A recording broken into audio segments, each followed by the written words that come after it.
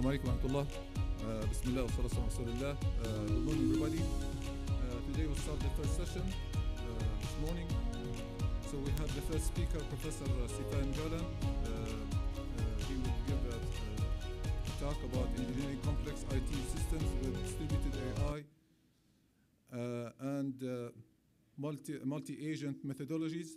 That's an application to transport systems and sensors, networks, and smart cities. Professor Gallant is an expert in agent-oriented software engineering and agent-based simulations.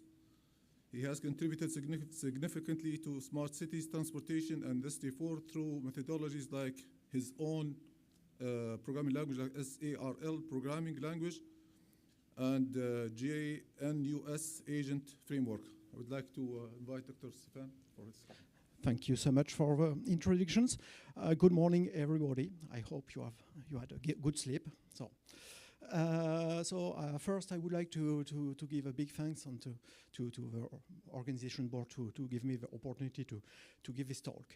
So today I will discuss about, as it was said in the introduction, about distributed artificial intelligence and multi-agent systems.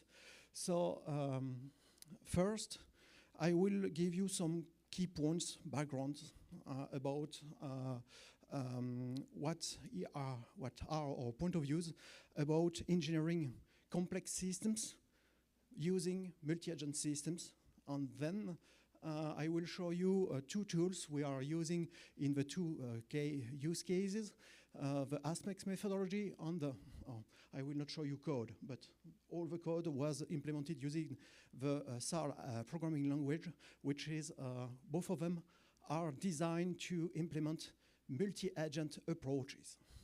Then I will show you an example related to intelligent transport systems from a simulation point of view, but also from the deployment on autonomous vehicle also.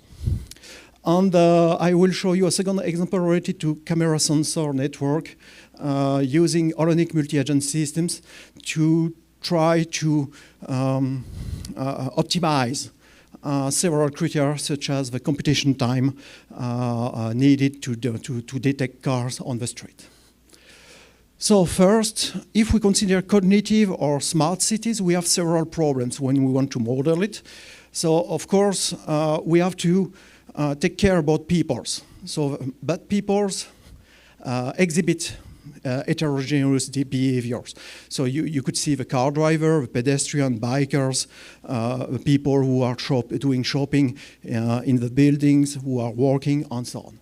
So this is a quite huge task, complex, and but we need to do that in order to produce better simulation, accurate simulation results. Also, a part in a cognitive smart cities, we have also a part of the infrastructure which is supposed to make decisions alone in an autonomous way. So in this case, so it may be related to mobility, it may be related to energy, and so on. And of course, between all those entities, we need to understand and to set up communications, interaction between the components. It may be based on V2V, V2I communication systems, so vehicle to infrastructure or vehicle to vehicle infrastructures. And in some cases, we were interested to take care about environment conditions, such as weather, such as pollutions, because it may have an impact on the traffic flow of the systems. And finally, the last problem we take care in this study is the concept of autonomous vehicle. And before deploying autonomous vehicle in the city, we need to validate it. And of course, for validations, we could do mathematical proof, which is quite normal, but we have also to do simulations. So the question is how to model, simulate, and deploy such IT systems with all their property in order to be usable for cognitive smart cities. So our point of view is based on 4 points. First, we use multi-agent systems, agent-oriented paradigm. So here we consider that everything is agent, more or less. An agent is an autonomous So it applies, in this case, distribution mechanism and decentralization mechanism. Distribution is more of a physical part. It means that we would like to physically distribute the entities in the cities. And decentralization is more related to the decision process. It means that many entities may have to decide together about where to go, how to manage the flow of the cars, and so on. An agent, for our point of view, have also reactive behaviors. So it is very important for example, an autonomous car.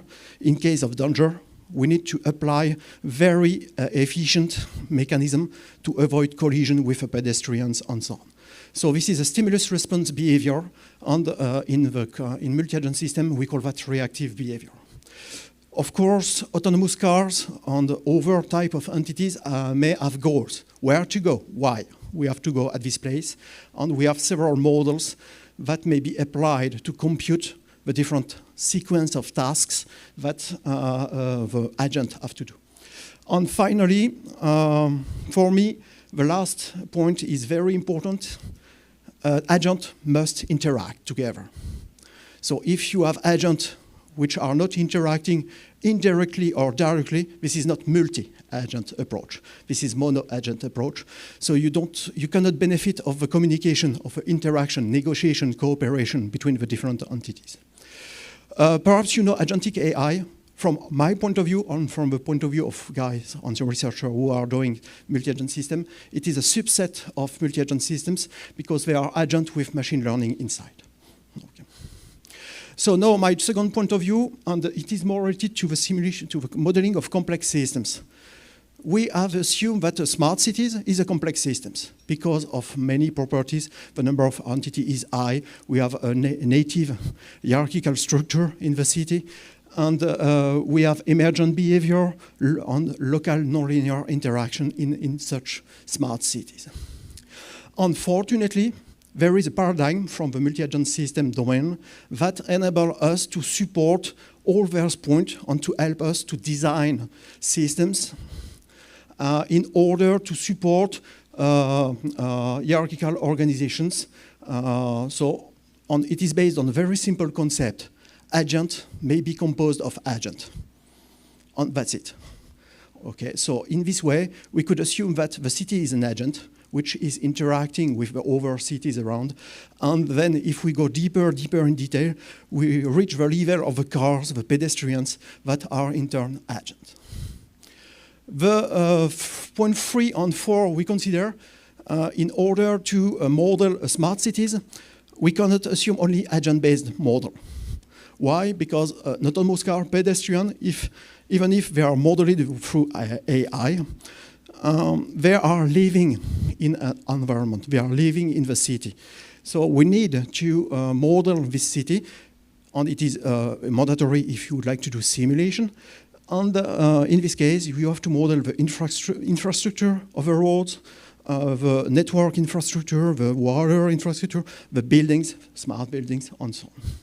You have also to define how agents are supposed to perceive and to extract some real-time data from this environment. So this is the perception mechanism based on sensor that may be real or virtual. And you have also to define how those agents are supposed to act in this environment through effector mechanism that may be motor wheels, things like this. So here, of course, this part may depend if you would like to do simulations. In this case, everything is virtual, or if you would like to deploy on real devices or real autonomous car, buses, and so on. And finally, we decide to separate the physical component and the decision process. From engineering point of view, it is interesting to see that a driver is not only a driver. There is two parts, the car, the physical car, and the behavior that makes the driver driving in the correct way. And the car follow very clear and, let's say, physical laws or mechanical laws. So in this way, you could define all the components of a car through the spring damper systems to the wheel system, the motor, and we could have a high impact on the simulations. And it is important to simulate all the components of a car if you would like to simulate autonomous vehicles. Why? If you put a camera on the top of a car, if the car is moving in real life, it will change the images. And then it will have an impact on the AI, the computer vision AI algorithm that will get information for this car. And then it will have an impact on the decision process of the car. So if you'd like to validate your autonomous car in simulation, you need to go deeper in detail in this case to be sure that the data provided to the agent as sensor data are similar to the one that it could get from real life. So based on that, we, since 1 decade, we are developing a methodology that enables to design multi-agent systems through 4 major steps. So first, in order to make our life easier in terms of modeling, we start with an organizational modeling. So it is not related to multi-agent systems. It is not related to AI. It is purely related to organization theory. What are the organizations, the roles inside the organization in your systems? And then, when we are sure that we are correctly defined the systems, we could move to the agents and then decide where are the autonomous process and how those autonomous processes are interacting together. Then we move to implementation using a regular programming language or a SAR agent programming language, for instance, and then we could move to deployment. So this methodology was applied many times, and it's very helpful. So you could skip some steps. Okay, I don't show you all the diagram because we have more than 30 steps. So this is a very huge methodology, and that's interesting. So after that, just to give you an example, if I take care about the smart cities, I could say that the smart cities, as an organization, is composed of an energy grid, a transport system, and buildings, with some interaction between them. There's interaction may contain any type of data. It may be energy, it may be people, it may be economic flow, and so on. And then I'm more interested about transport systems, so I would like to make a focus on it. So then I decide to model in a given way what is a transport system from my point of view. We have users inside, that may be pedestrian vehicles and so on. And we have some interaction with infrastructure that may be roads. Okay. So based on that, we split the things. And here there is no agent. Okay. And there is absolutely no need of expertise in AI at this step of a methodology. Then we move to the agent-based modeling, and for each role in these systems, we could define the internal architecture of the agent. So here I show you activity diagrams that show you the different steps of a car drivers. It may be a machine learning algorithm, so you could put anything you want in an agent at the end. So if you would like to mimic a specific behavior using GNN, using state machines, it is possible. However, as I said a few minutes ago, coding agents alone is not enough. We have to take care about interactions. And taking care about interaction means defining the data, the message, the knowledge that may be exchanged by the agents and how they are used or they impact the behavior. Okay. So based on that, you define everything and you obtain a model of the multi-agent systems that may be coded or simulated. So now I will move to an example. Okay. And it is an intelligent transport systems that we have studied a couple of years ago. And the question is, what is the impact of smart infrastructure on the flow of cars, and what is the impact of connected cars on autonomous car in this flow. In order to study this point, we start from a ground example. So this is the regular road systems. So we have cars with road signs, and nothing is connected, nothing is marked. Okay, no autonomous car, nothing. So this is our ground things. You could see on the left, we simulate weather, we simulate sun fog in this example in order to see how the driver will react to this sun fogs. Then we move we define agents that are the road signs. And the road signs are agents because they decide alone what may be the best speed to show to the driver.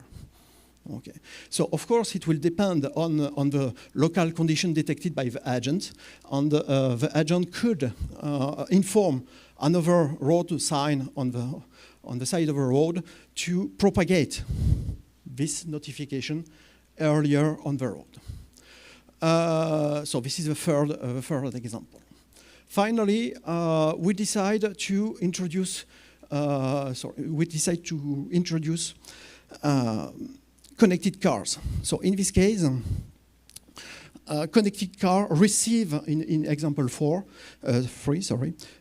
connected car receives the speed notification from the road signs, the road panels on board. And then we assume that the driver, which is still human, is able to read these recommendations and adapt its speed. On the last example, we move to fully autonomous cars, and in this case, the fully autonomous cars are able to adapt their speeds dynamically and to propagate the speed to the following cars. So this is the example, and everything is agent. Everything is connected, and we have just to define the different behaviors of the agent inside. So, for example, for the car driver, for the autonomous car, we apply these activity diagrams. So we start from sensing data, real-time data from the sensor of the car. Then the car has to select a path to follow. If it needs to change line, it applies a lateral control algorithm to change line. We have a control of a trajectory along the path. And finally, we need to avoid collision with the front car using a control equation that enables the agent to determine if it is time to accelerate or decelerate. Finally, this, at the end, you could see physics car model. So this physics car model receives acceleration control order from the agent, and it is applied in the real car or in the simulated car. So this is an example. So of course, there is many control equations for controlling cars. We have developed one which is purely dedicated to autonomous car, which considers the delay in the hardware when we give an order to the systems. So I will not explain that. So here we have just a proof, mathematical proof, that up to 80 km per hour, no collision could occur. Okay. So now, give you an example. So on the left side, you have a simulations. So we are simulating an highway in 3 of the scenarios without connection, with connection in the infrastructure and with connected cars. And everything is agent. This is a simulator we used in my lab because we have developed all the infrastructures. And we never code any behavior. It means that if we have a traffic jam, this is an emergent behavior of the systems. So we never specify that. So that's interesting to, just by specifying the microscopic behavior of the entity, seeing something happening at the system level. Okay. But we still have the same problem as in machine learning, explainability. Why the system behaves in this way from local interactions. A good point is that our methodology, when we code when we design the agent behavior for simulations, we just have to copy-paste it in the car. We don't need to have an expert who is changing the code, moving from Python to C programming language, things like this. And here you could see a typical, this is two of the autonomous cars of my lab. And the purpose of this demo is to remove traffic light. So the cars negotiate what car will pass through the cross at all. Now, the second example is related to sensor networks. And of course, we had a project a few years ago. It was defended, a PhD student has defended that a few months ago. And the purpose is managing a sensor network that may adapt its response according to different criteria. So it may be computer power, it may be quality, accuracy of the machine learning, computer vision analysis algorithm, and so on. So here, the key point is that we would like to have a multi-sensor model. A multi-sensor means that we have many sensors of different types of camera in this case. And we could have multi-method, means perhaps we will use YOLO method for analyzing that. Perhaps we will use another machine learning method. We don't want to select one method at all. We would like to let the systems decide what will be the best method at a given time. Okay. So, and of course, we would like to have a scalable systems using multi-agent systems and holonomic multi-agent systems.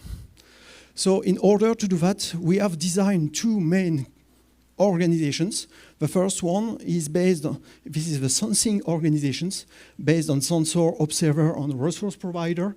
And in these organizations, we define how the sensor is supposed to give data to a central, to an agent, a local agent, which is the observer, which is supposed to analyze the data and transform this data to some knowledge that could be given to the customer of the systems. So it may be the number of cars on the streets. So we never, the goal is we don't give a stream of image outside the organizations, we give meaningful data. In order to do that, we could do machine learnings. So in order to have under competition different machine learning algorithm, we design an organization with students. Students are agents.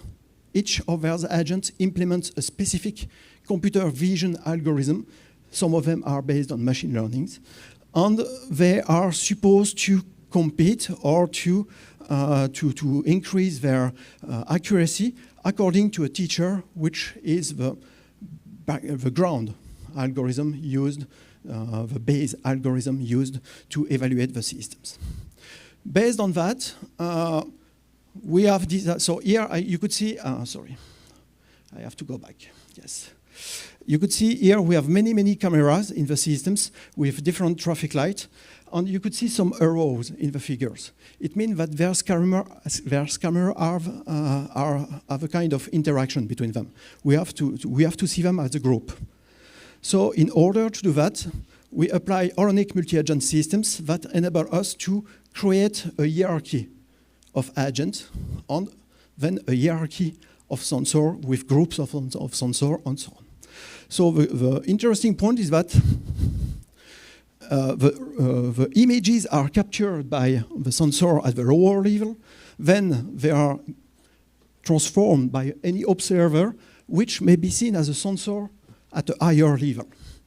And by applying that, we could manage, for example, with multiple cameras on the same crossroads, we could count the number of cars on each line by just crossing the different data coming from the different agents. Then the number, this information, this knowledge, number of vehicles per line, is provided to the neighborhood crossroads just to manage the flow. So this is interesting. So we make some comparison, try to evaluate if this complex architecture enable to count the number of cars. And we have compared a mono method, YOLO, in which we use YOLO V4 to count the number of cars, so to recognize cars and count the cars. And we use a multi-method approach, and we could see that the quality, the accuracy is the same. Okay, so we don't have any loss in the purpose of the systems, and we could see that the multi-method have some gains in terms of times, because instead of using a big machine learning to do the job, the mono method, we could use smaller machine learning at a time, then decrease the computing times for recognizing the cars. And of course, because this is multi-agent systems, all the decisions are made dynamically. Okay. So for concluding, I would like to, I push a little bit multi-agent systems because I would like to convince you that it may be the next steps or part of the next steps for AI during the coming decades. And I'm very convinced that holonic multi-agent systems inside the domain of multi-agent systems is a nice tool to model and simulate your systems, whatever it is. We have method for engineering method.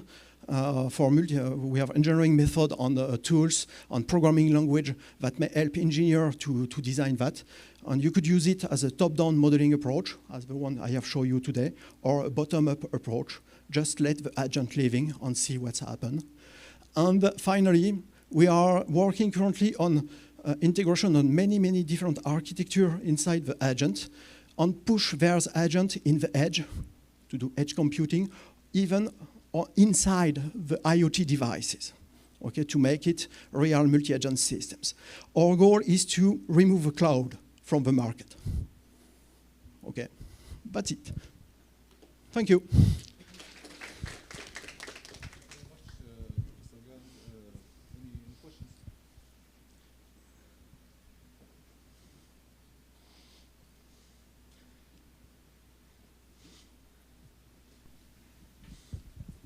Thank you for the presentation. I have a question regarding to the Holonomic architecture.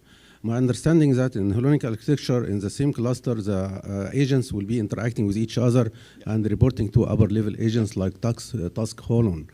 So in your case, do the camera interact with each other? Do you implement some sort of queuing and handoff between the cameras in order to keep the continuity of the tracking? Yes, from technical point of view, you use MQTT message communication library. This is a very low level. So this is a communication between cameras. So cameras are not only cameras, this is smart cameras with a small computer inside. Okay.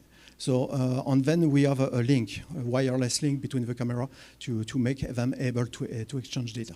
But do we need the interaction between the camera, or the cameras will reporting to upper level agents to integrate? They have interaction between the camera, because the camera collectively decide what will be the best things, the best data, and then they propose solution, a ranked solution list to the upper level that finally make the decision and translate the informations to a higher level data. Would federated architecture can do the same, or? Yeah, this is a little bit different here because federated learning is based on machine learning. Here, the multi-agent architecture is a little bit more generic. So you are not forced to use machine learning everywhere. No, but I'm talking about the multi-agent federated architecture, not machine learning. Yeah, this is more or less the same. Okay. Holonic multi-agent systems, you could change dynamically. This is not forced. The way all the agents are deciding what is the best data to move up, to send up. Okay. Maybe collective, maybe decided by one agent at the lower level, maybe decided by the agent at the top level. It's up to your applications. You could apply any type of architecture at this time, and we have model for that. Okay, last question. You mentioned that you don't program the agent behavior, right? So how can you control the expected non-deterministic or chaotic behavior of the multi-agent system at the system level if we don't have a following bottom-up approach? From theoretical point of view, emergent behavior cannot be controlled. We could validate it. Yeah. So it means that so you could try to apply some math proof So we do that for some component interaction between vehicles to avoid collisions. So this is possible from math point of view. But most of the time it is too much complex to do that. So that's why we use many simulations and gather data, and then we could apply other techniques from data science or AI to extract, to validate if the data generated by the agent fulfill the goals. Thank you.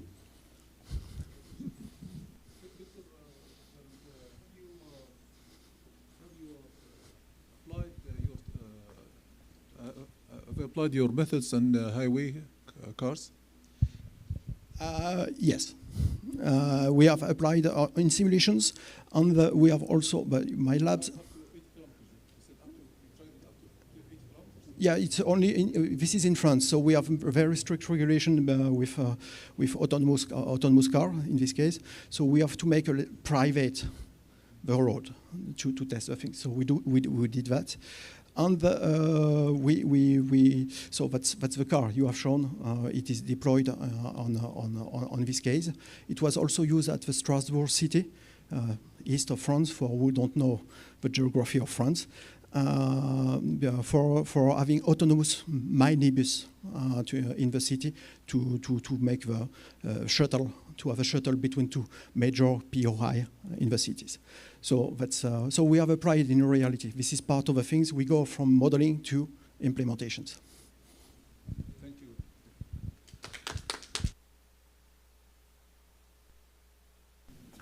Thank you. Okay, next speaker is Professor Wang. The title of the presentation is Revolutionize Road Transportation Systems Through Customized AI and Edge Computing. Professor Yang is a professor in transportation engineering at the University of Washington. His research spans traffic sensing, edge computing, and urban mobility. He's a fellow of the IEEE, ITE, and distinguished member of ISCE. I would like to welcome Frank. You have 25 minutes. Thank you very much.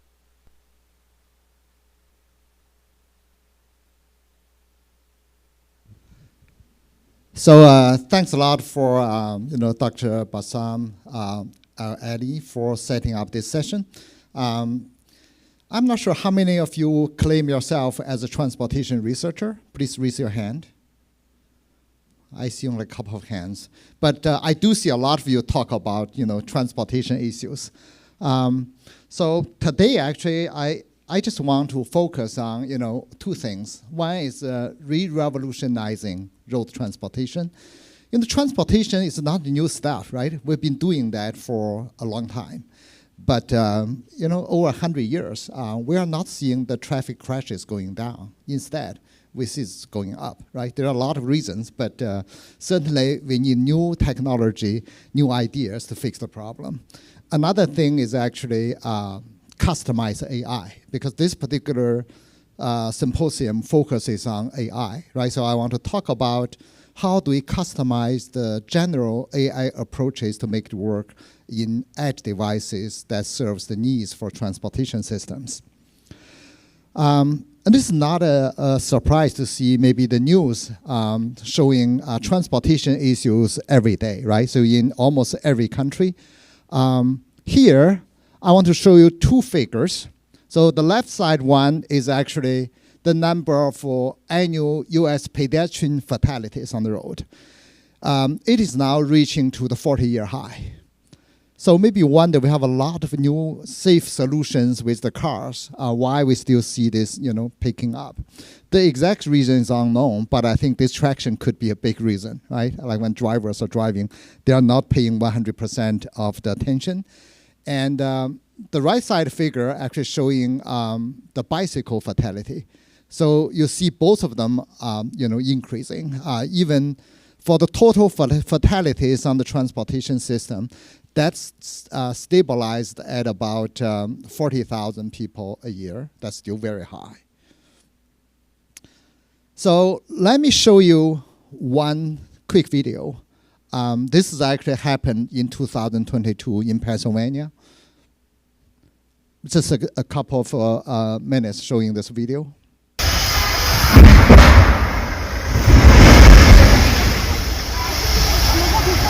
Go, go, go, go, go, go, go!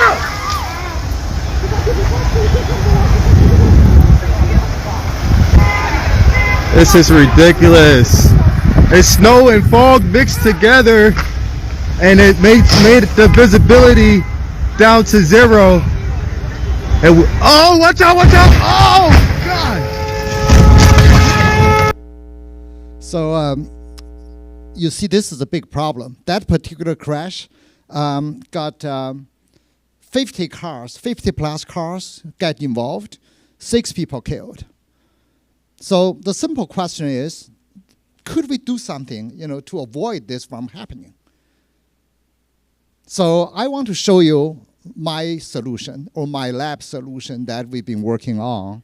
Another challenge, as you see, the traffic jam, right? So this left photo is from the US. This one's from Riyadh. Before I came here, I was talking to my wife. I said, probably Saudi Arabia will not have traffic jam. And I'm completely wrong, because we start to see that when we get off the plane from Dammam Airport to hotel, we see actually a lot of trucks, and definitely there's a traffic issue. Maybe the reason you can see the right side picture, photo, that's the US, roadway supply. You can consider the bottom blue line, right? So the top line is showing, you can consider as the demand. That big dip, I think this laser doesn't work. The big dip there is due to the pandemic. So you see actually the difference. The supply and demand is getting bigger, right? But how do we address that? If you have more demand, lower supply, you would expect traffic jam. How do we address that particular solution? So this is our current situation. The existing demand plus the new demand is way above the supply. So if you want to get a balanced system in the future, you need to have the new demand plus the existing demand equal to the new supply and the existing supply. What is our solution? How do we get there? So certainly this is a question maybe we ask ourselves. Transportation is so relevant to everybody's daily life. If we do better, everybody will enjoy a better life. And so does the country's economy. So let me show you what the US DOTs thought. So they consider connected vehicle technologies can potentially reduce up to 80% of the unimpaired crashes. So this is something they seem to put a lot of hope for connected vehicles. But this maybe, I'm not sure if everybody's familiar with this connected vehicle concept. So basically the idea is, let's say if there's a crash happened, and this will be reported to the roadside unit. Roadside unit will be reporting to the traffic control center, and the center will be pumping the messages to the roadside unit, guiding the drivers what to do. So there are several key issues for this particular concept, and this is proven to be a problem. Let's see this particular chart. US DOT has been funded numerous projects for connected vehicle technology deployment, but I heard 0 success story, except the project team claim they accomplished this and that after this project team's final report, and those things pretty much set asleep. No exciting news happened. So I look at this, and I was wondering why. Let's look at this particular technology, right? So you're supposed to get all these sensors feeding to whatever the regular roles they play. For example, they support traffic signal control, or they do other things. At the same time, the connected vehicle system expects these guys to feed this particular roadside unit. So the roadside unit will know what's going on.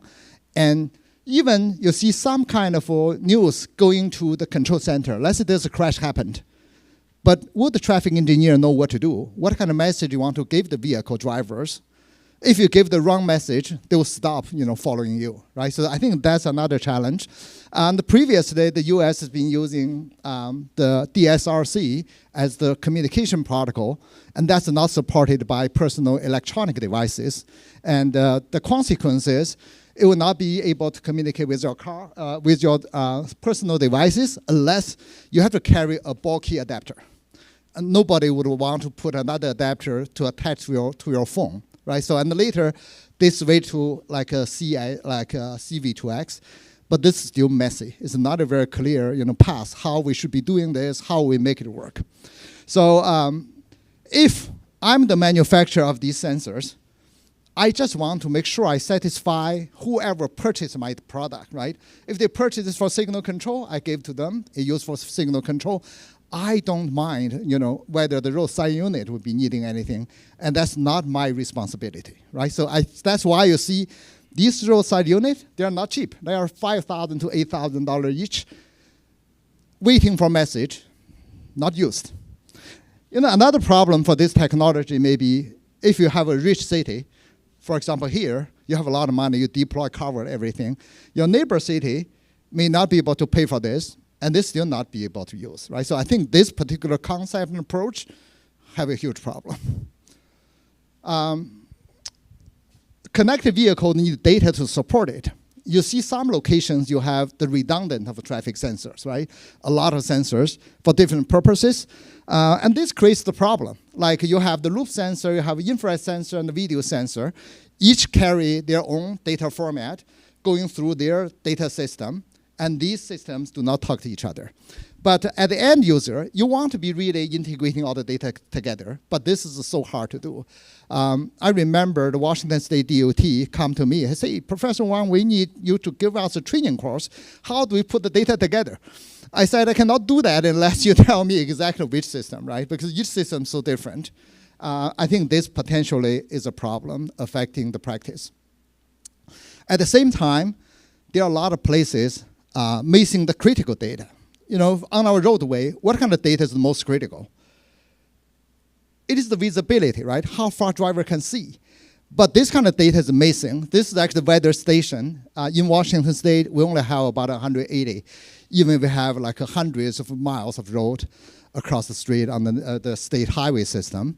And this is actually the visibility sensor measuring how far driver can see. And this guy will cost you at least $30,000 each. And there are only a couple of them in Washington State. And I think the US, I think they're not a poor country, but they're still not able to afford more.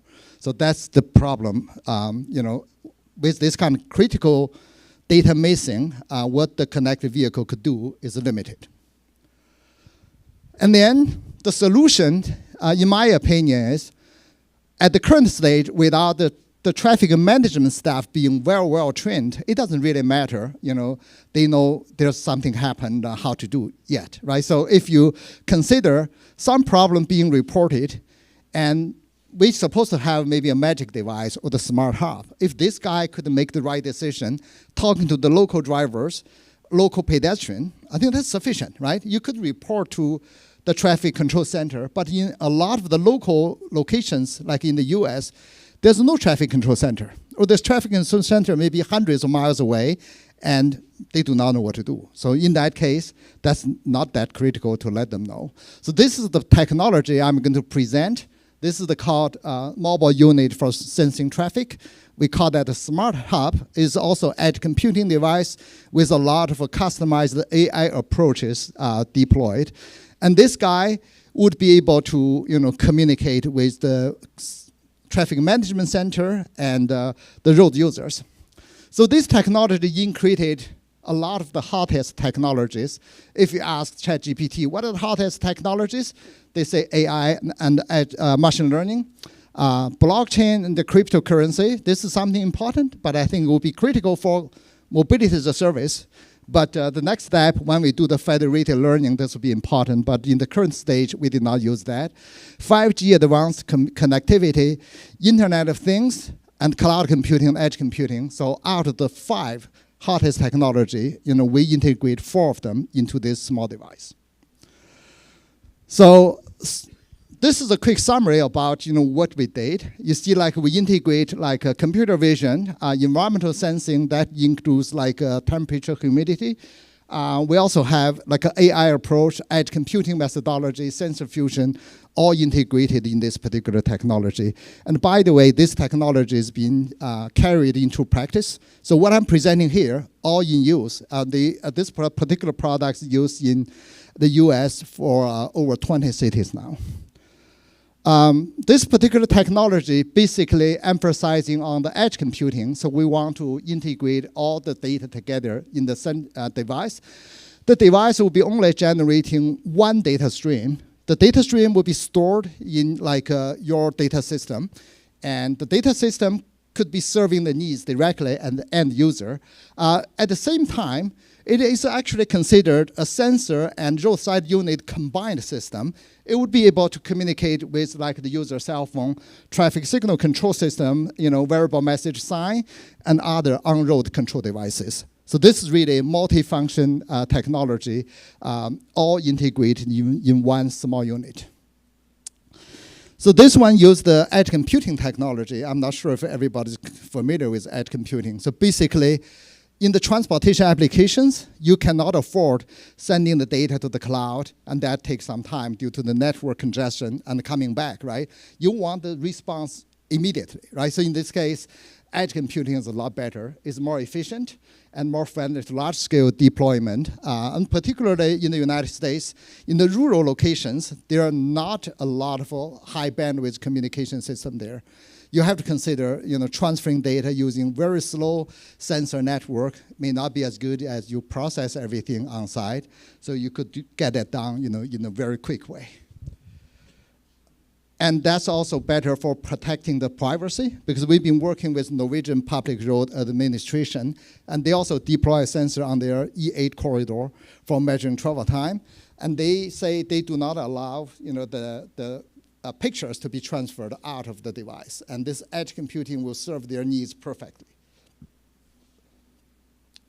So there are, of course, challenges. The most important thing is you have very limited computing power, right? How do you make the complicated system to work in this kind of small device and make the system to be, responding in a very quick way, optimizing the tasks, because the computing resources are so limited. You have to consider how to balance the use, which one to allocate what particular task.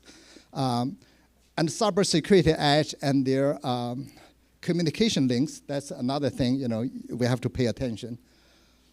Let me show you some key functions that we have already implemented. This is actually trying to do the object detection, the classification. For the highway design purposes, you want to know vehicles in different categories. Federal Highway Administration have 13 categories based on the number of axles. In a lot of cases, you don't see actually how many axles a vehicle has. So in this case, how do we use machine learning, try to recognize vehicles even when they're like occluded? You can still identify this vehicle category, like for example, 9, 10.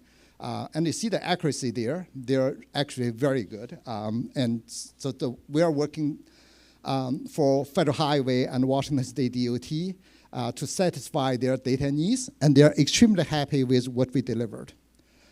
Another important thing, to improve safety, right? You want to know, is the road surface covered by snow, ice, or is it dry or wet? And this particular technology can monitor the road surface condition, as you can see there, right? It will be detecting roadway as dry, snowy, icy, or wet. And the accuracy is also very good. And this sensor has been deployed in a lot of locations, try to monitor the road surface condition.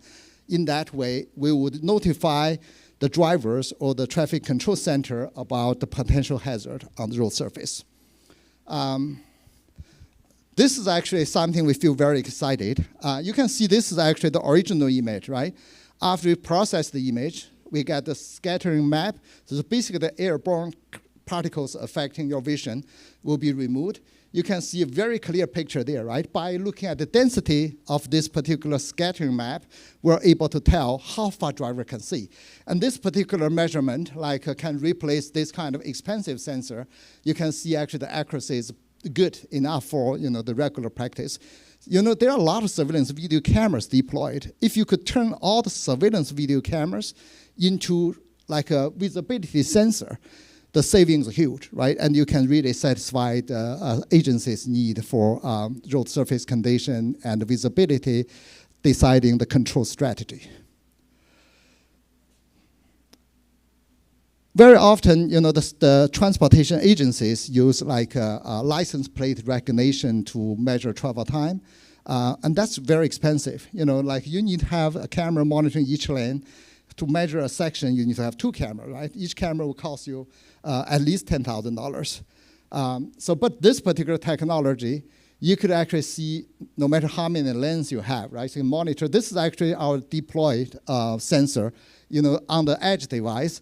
You can see actually all the vehicles identified in different locations, even the angle, lighting conditions different. We still successfully recognize them with the accuracy of over 90%. So that way, you can know vehicles routing, the traffic volume by directions. You could also measure, the travel time, right? It's the travel time in this particular section is longer than usual. There must be something happened, right? You can assign the incident response crew try to address the challenge. Yeah, so at the intersections, right, very often you see the interaction of different kind of users, and maybe if the traffic control like a turn from green to yellow and to red, that may put some vehicle into the dilemma zone. And this monitor the vehicle movement and try to prevent the dilemma zone, like vehicles being trapped in dilemma zone and avoid the potential risk of crash.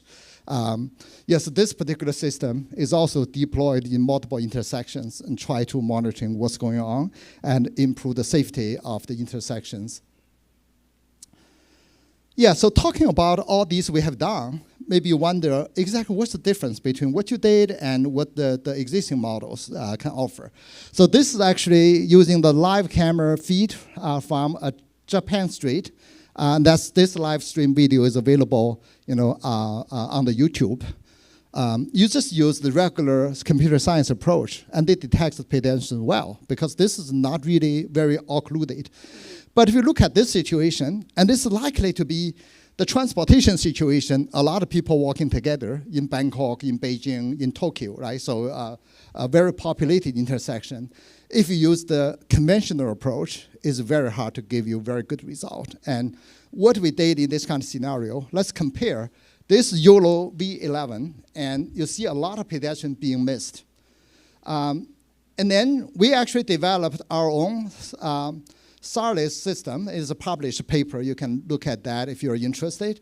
You can see actually after we customize the AI approach, make it operable in the edge device, and also consider the transportation data feature and address those needs. You see actually we do not make any pedestrian missed in the right side system. So this performs a lot better than the left side system. If you grab just the conventional approach, try to do the same thing. Just try to give you a very quick summary about what we did in terms of the edge computing, right? So we separate this into different steps, right? This is actually a customized approach. We do the encoder, decoder, as most of other approach will be doing. But before we do that, we need to look at the initial density map. Depending on the density, we'll be calling different approach. In that way, you see like high density, you will not be expecting a lot of details from the image, and you get to use the methodology to try to handle that situation. You see original image, and then we do density map segmentation and clustering, and local, like a patch refinement. This is actually that situation. We identify that. We call different approach, and using different methodology at different density levels. That's why actually we were able to detect all the pedestrian movement, even they are very far away from the intersection camera. Yeah, so in addition to like the device, deployment of the AI approach, we also build our, app. So this app could be used by transportation agency people or the researchers. You see, this are the 3 cameras deployed on the Lakemont Boulevard in the city of Bellevue, where I live. It's very close to the University of Washington. And this particular corridor is very close to the forest, and is very often, subjecting like the weather challenges. A lot of road surface, covered by snow or ice, when other places are fine. So these 3 cameras we deployed, we can measure travel time, monitoring road surface condition. If something goes wrong, you see actually it generates a kind of alert. This alert will be sent to the traffic control center, so the traffic engineer will be able to see that. And we can also communicate, to the road users in the local area. You can also deliver that to the variable message sign to make the road drivers aware the road surface condition and the potential hazard on the road surface. Yeah, so this technology actually was used at the Yakama Nation. It's a federated tribe in Washington state. This particular area is considered the most dangerous area from the roadway safety perspective. One highway, this highway 97, got over 20 serious crashes for 60 miles of road. And this particular intersection, we deployed the technology, got 7 people killed in 20 years. And we put this up. We got a lot good understanding of what's going on. This is actually the intersection. I said 7 people killed in 20 years. You see 70% of the vehicles using the intersection are large agricultural vehicles or trucks. This is something we did not know. And the road surface condition is very, very challenging, and the visibility is very poor, and people did not know either, right? So after we knowing these things, we got a new grant from the US DOT, try to deploy the sensors along this 60 miles corridor. The project just get started. I'm very confident we'll be able to cut down the number of crashes to 50% or even lower.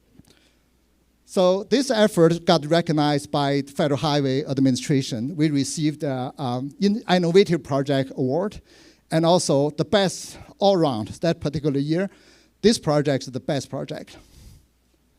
This is about this, coming back to the original question I brought up to everyone, right? So that particular big crash with 50 vehicles involved.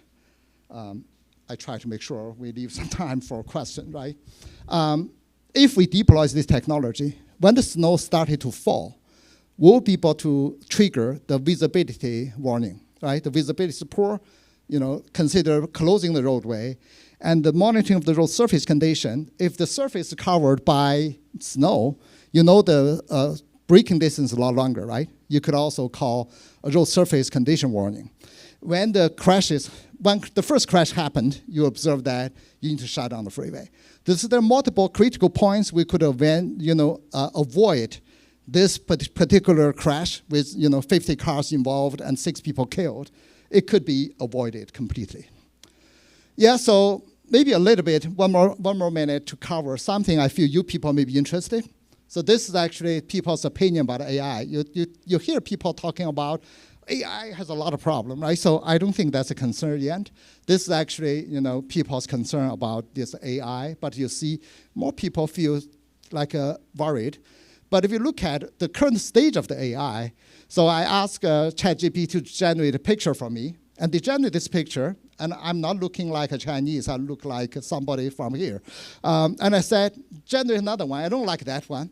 The second one they generate, my podium is on the table. And that's the current stage of the AI, so I don't really see why we need to worry about this, right?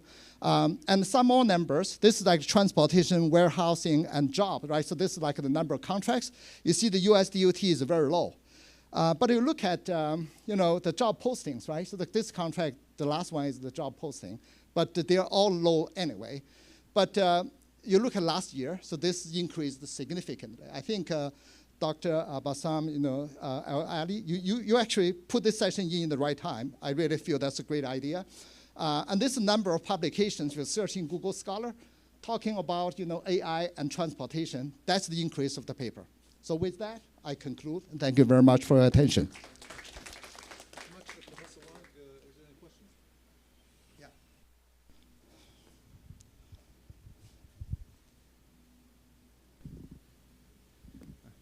Thank you very much, Professor, for the very informative presentation. My question is related to the fact you have a layer called decision-making and visualization. Mm-hmm. What I understood, it involves human as well. I was thinking, is it possible as well nowadays to assist these humans with recommendations, actions to be taken, if you receive all this information from edge computing and so on, because they will be bombarded with a huge amount of information. I know visualization will help to reduce this complexity, but as well we can assist them with best actions to be taken given the certain conditions currently happening. Yeah, this is a great question. Actually, I mentioned Lakemont Boulevard, that corridor. There are multiple crashes a year, and the city decided to put up more cameras. You see like one camera on every utility pole. And I asked them, did the camera help you? They say, no, we have no time to watch them. So we actually put the sensor up, right? We only put 3 up, and we give them enough information. They don't have to spend time watching the video. And they get directly, see, if we say there's a road surface condition warning, we come up with a picture. And they can still verify and decide what to do. I think supporting the decision using this approach, not the connected vehicle approach I mentioned, that's not going to be successful. If it could be successful after 30 years, we should see something great, right? We did not see that. That's due to the reason I just mentioned in my presentation. But this could be bottom up, right? If you see there's a safety hazard, you put a camera up and you monitor and you generate all the data. When you get enough, you can get a very good understanding about what's going on the roadway network, and that would be a good decision data set for transportation operators. Okay, maybe a small follow-up. Sorry.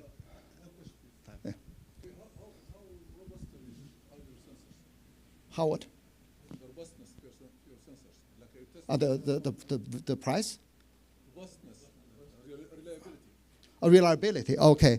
The reliability I show you depending on the functions you want, right? So if you want to be detecting like vehicles into the categories, the accuracy is over 97%. If you look at the camera to be processing to give you the visibility data, if the visibility is over 2,000, like meters, that's the visibility is 85%. I'm talking about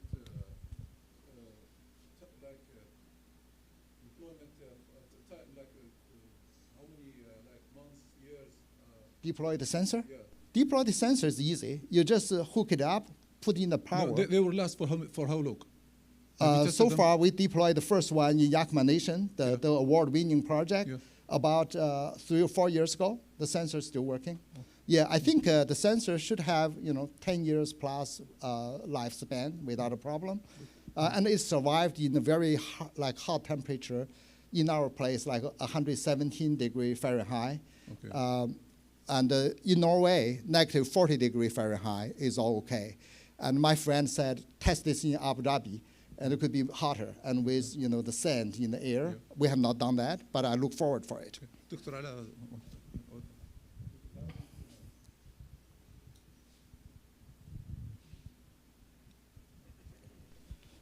Thank you very much for the interesting presentation. I'm wondering, do you have any plan to include privacy masking technology to the sensor so we can mask or preserve the privacy for the visual data, for example, the license plates or faces of the pedestrian, or is this something is not within the scope of the project? This is another very good question. As you know, this is edge computing, right? In Norway, there's 0 pictures goes out of the sensor, so privacy is not a problem at all. Because we don't use the license plate for travel time measurement. The travel time measurement simply based on how the car looks. Yeah, so it's not using the license plate data.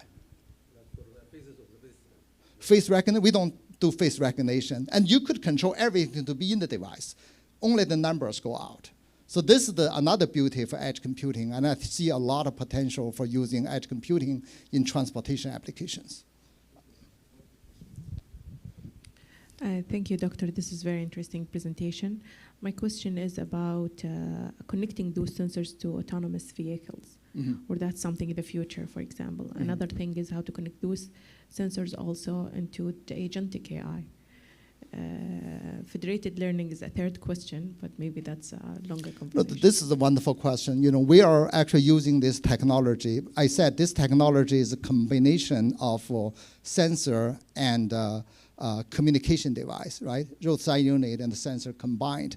In this way, you don't need to worry about who feeds you, right? You feed yourself. And this particular sensor is now used for another project I'm working on for the NCHRP highway idea project. So they see the snow like an avalanche is a big problem. And we deploy the sensors in the snowpack.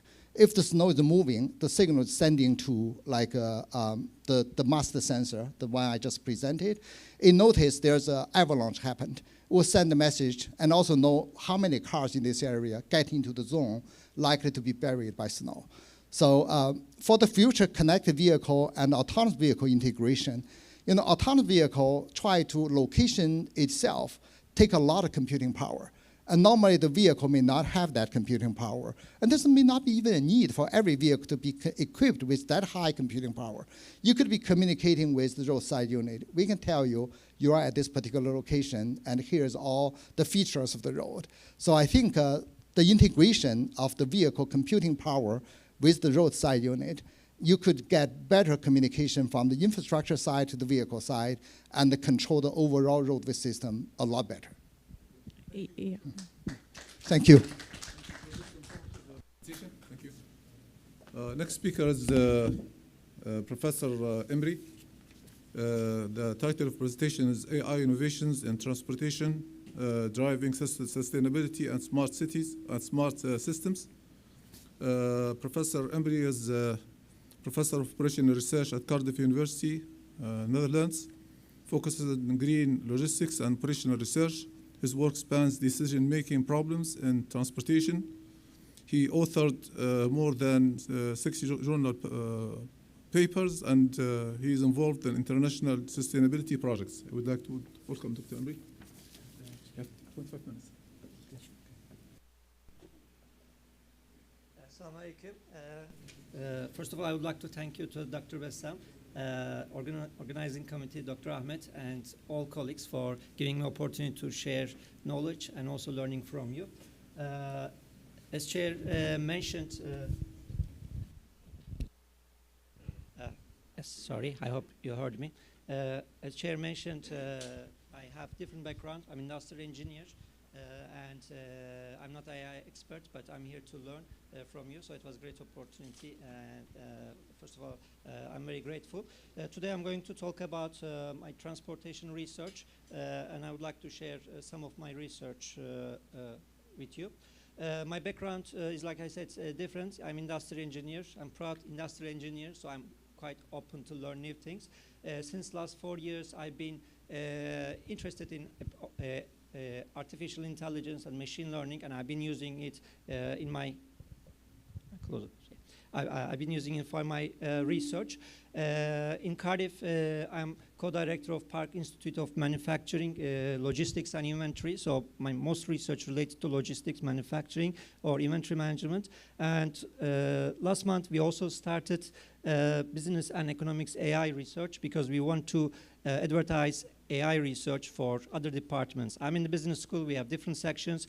Everyone interested. Some colleagues are scared. So the idea is bringing them together and looking at the latest developments in the context of AI.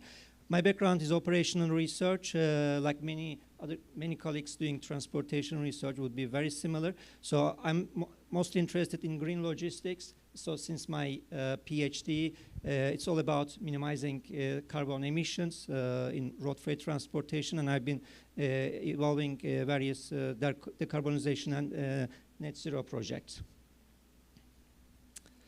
So here's my agenda. I'll briefly talk about transportation. I pick one problem that I'm going to share with you.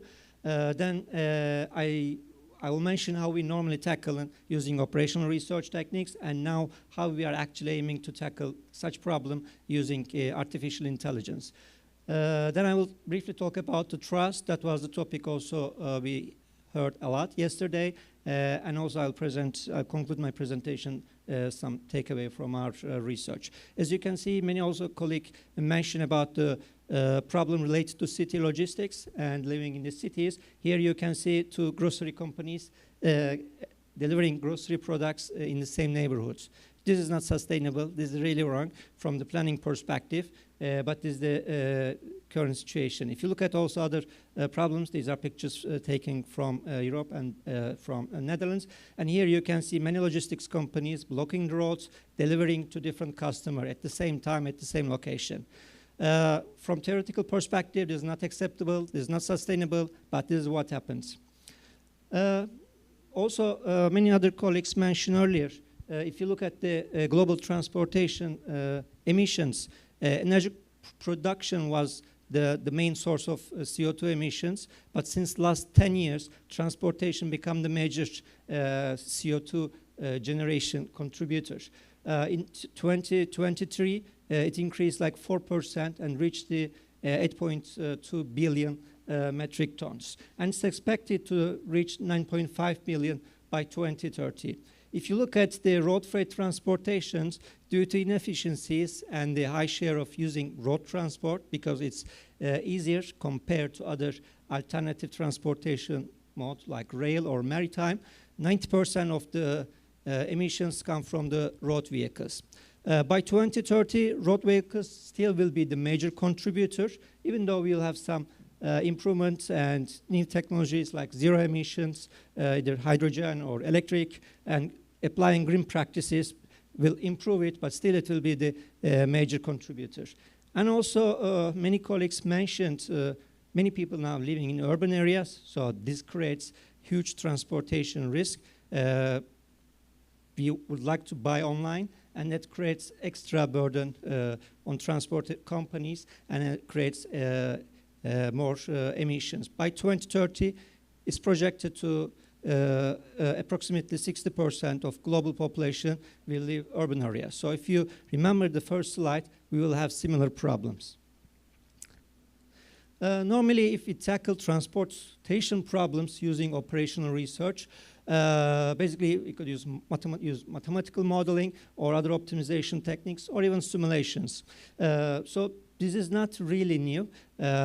Basically, applying operational research techniques to tackle transportation problem, and most transportation science people applying these techniques to solve, to get optimal or near optimal solutions.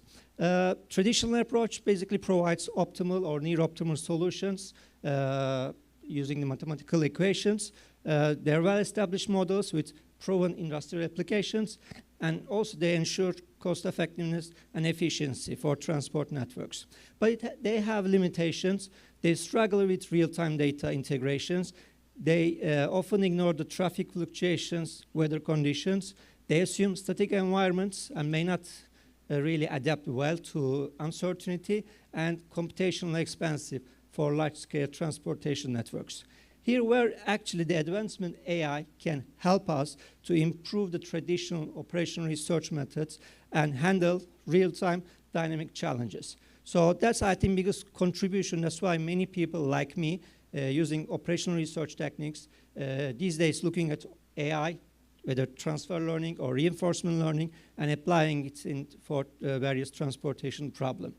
Overall, using separately just OR or just probably using just artificial intelligence may not be enough for solving transportation problem, because this problem, mostly NP-hard problem, mathematically very challenging.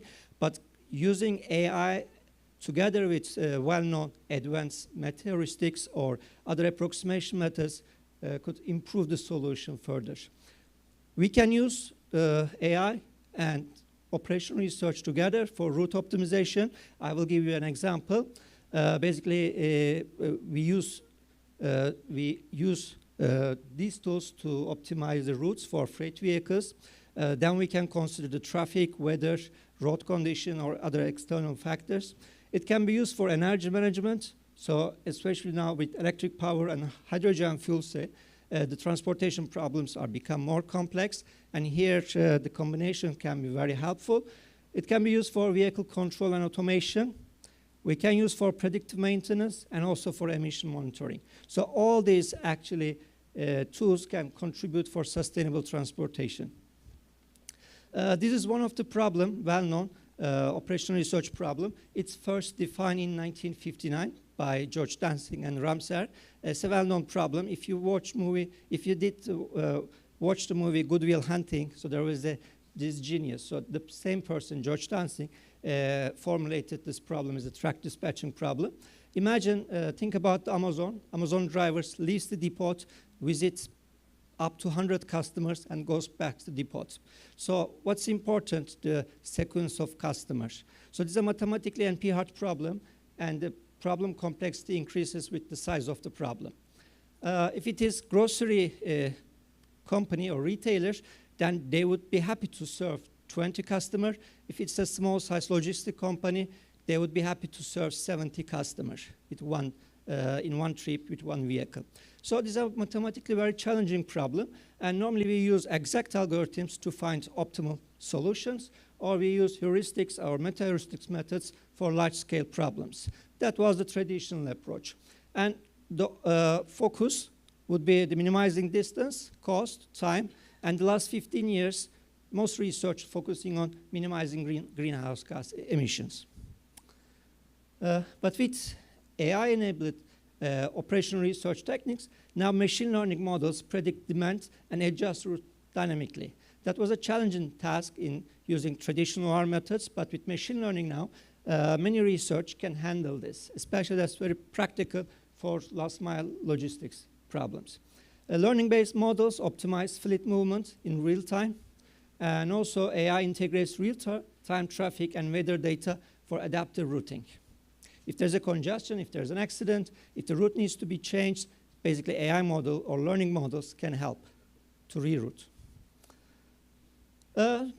What companies are using, if you look at the Amazon, 5 years ago they have been using some meta-heuristic algorithms to solve their last mile solution problem. Currently they are using AI-driven route optimization algorithm to minimize delays and fuel consumption, and you can find more information online. UPS implemented software called Orion, which use AI and advanced meta-heuristic algorithms to optimize delivery routes, minimize fuel consumption, and basically improve efficiency. Ocado, which is a UK grocery retailer, we developed together with them some heuristic algorithm to improve their routing algorithm, and recently they are using machine learning algorithms with the previous algorithm to further optimize their vehicle routes. So what's normally academic community use, people like me, if they are using transportation research, the most popular technique is reinforcement learning, because that works very well and fits within the OR framework. Here we did a study, so what people use using reinforcement learning methods for the vehicle routing problems. As you can see, there's a great interest in the academia. People are using reinforcement learning to further improve the routing solution. We can use reinforcement learning for adaptive learning. These algorithms can learn optimal routing strategies through trial and error and adapt various constraints and dynamic environments, which is a requirement of solving any last mile routing problem. It can help for real-time decision making, because it can process real-time data, allowing for dynamic route adjustments. They can handle complex variants.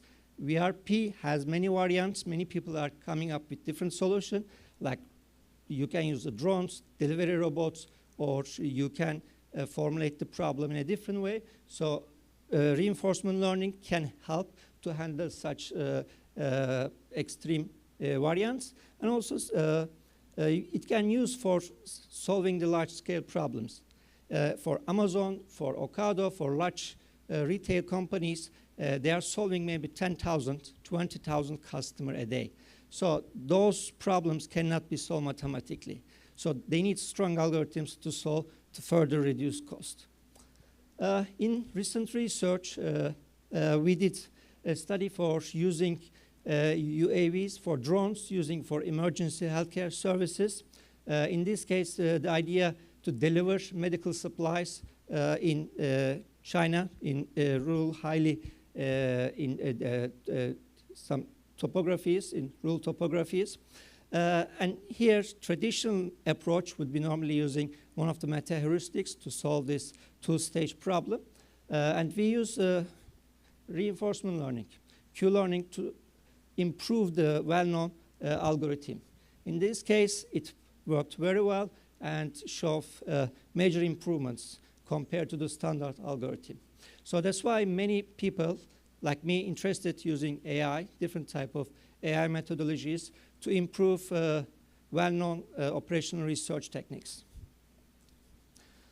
Now, I would like to talk about research, ongoing research. We just completed, and I would like to present the result with you. She's my PhD student. She's a brilliant student. She has been working on human-AI collaboration, and she recently she was interested in human psychology. So she got funding and she visited Eindhoven University to talk to people in the psychology department to understand better how the human psychology affects decision making in logistics and supply chain management. And I'm going to present her research. If you look at any operational research problem, or if you look at the vehicle routing problem, the problem is well defined. It's well defined. We know all the problem, all the parameters, and we have really great algorithms. There could be exact or approximation methods. But we always fail. So we know the problem well, we have good algorithms, but when we apply, we fail. Why we fail? Because if you go to logistics company, if you talk to planners, they are hesitant to apply the algorithms for their problem. They are scared that maybe they will lose their job, or they come up with new problems to make it more complicated than it is. So it could happen same thing for AI research. The same problem we have, maybe we can even handle more complex variants. We have better methodologies, but I think eventually we will have the same problem. Whether planner or whether human will somehow affect the solution. That's why we want to look at the human psychology, because we know that transport system become increasingly autonomous and AI-driven. So it's important to understand the human psychology to ensure that trust, adoption, and safe interaction between humans and machines can be achieved. The future of self-driving cars, it could be AI-assisted public transport and smart traffic management, all depend how people perceive trust and react to AI decision. So that's why we want to look at how the human psychology affect this decision. So this is her research. So she did extensive search on the literature, and she looked at the key AI innovation for sustainable transportation. And also her research is inspired by the foundational psychological models, which we here refer as the dynamic, emotional, and cognitive trust. And I will be talking about that. If you look at the trust in AI, basically we refer to main foundational psychological theories. Basically, one of them is cognitive trust, which is derived from psychological theories of rational decision making and information processing, where individuals evaluate AI system based on transparency, logics, and explainability. We have emotional trust is rooted in affective psychology. It recognizes that human interaction with AI are influenced by feelings of safety, familiarity, and perceived fairness. And the third one, dynamic trust. And also it's aligned, it's not a static trust, but it's a dynamic one. So it looks at how the human observe AI's ability to respond effectively in real time. So when we understand how trust is built between human and machine, we are looking from this three perspective. When people trust AI, when they understand how it makes decision, and especially this become more relevant in transportation because it's more hectic and complex. In transportation, it's a multi-faceted problem. There are multiple stakeholders. There are regulations. There are government, local authorities, logistics companies, shippers, buyers. So all this, they want to maximize their objective. In that case, using AI or traditional operation research algorithms eventually fail because it's really hard to trust the build. Yes. 5 minutes, I'll go fast. If you look at the smart city AI-driven public transport system, this system earns trust when commuters, the people see how AI optimizes schedules, when they see how it reduced emissions and energy use. If you look at the logistics companies, the green logistics, basically they trust AI route planners when they provide clear data on how they optimize deliveries and reducing fuel consumption. So this, I'll briefly go through. This is the methodology we applied. So we conducted a systematic search across multiple academic databases. So we use Python-based web scraping framework to retrieve many publications. Our search, basically, we use psychology and AI, machines and human, and decision making, and decision and operations management. So this initial process resulted in a database over 10,000 papers.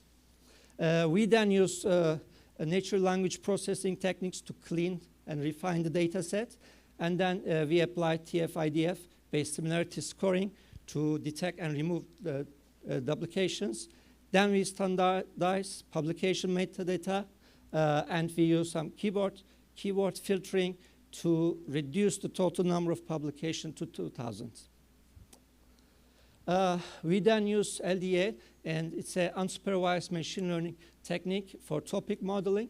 So we use clustering algorithm, and after clustering, we identify 4 areas: autonomous vehicles, public transport, AI system, logistics and supply chain, and traffic management. Once we have, like initially I mentioned, we also look at the trust classification model.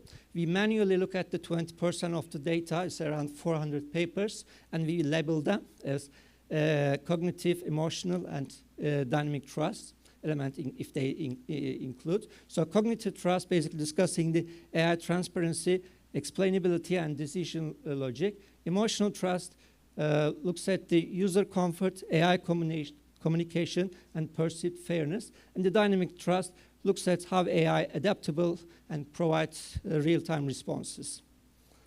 Then we use Roberta to classify the 80%, the remaining papers, and we fine-tune them, and basically we reach the machine learning validity is around 94%, perform well.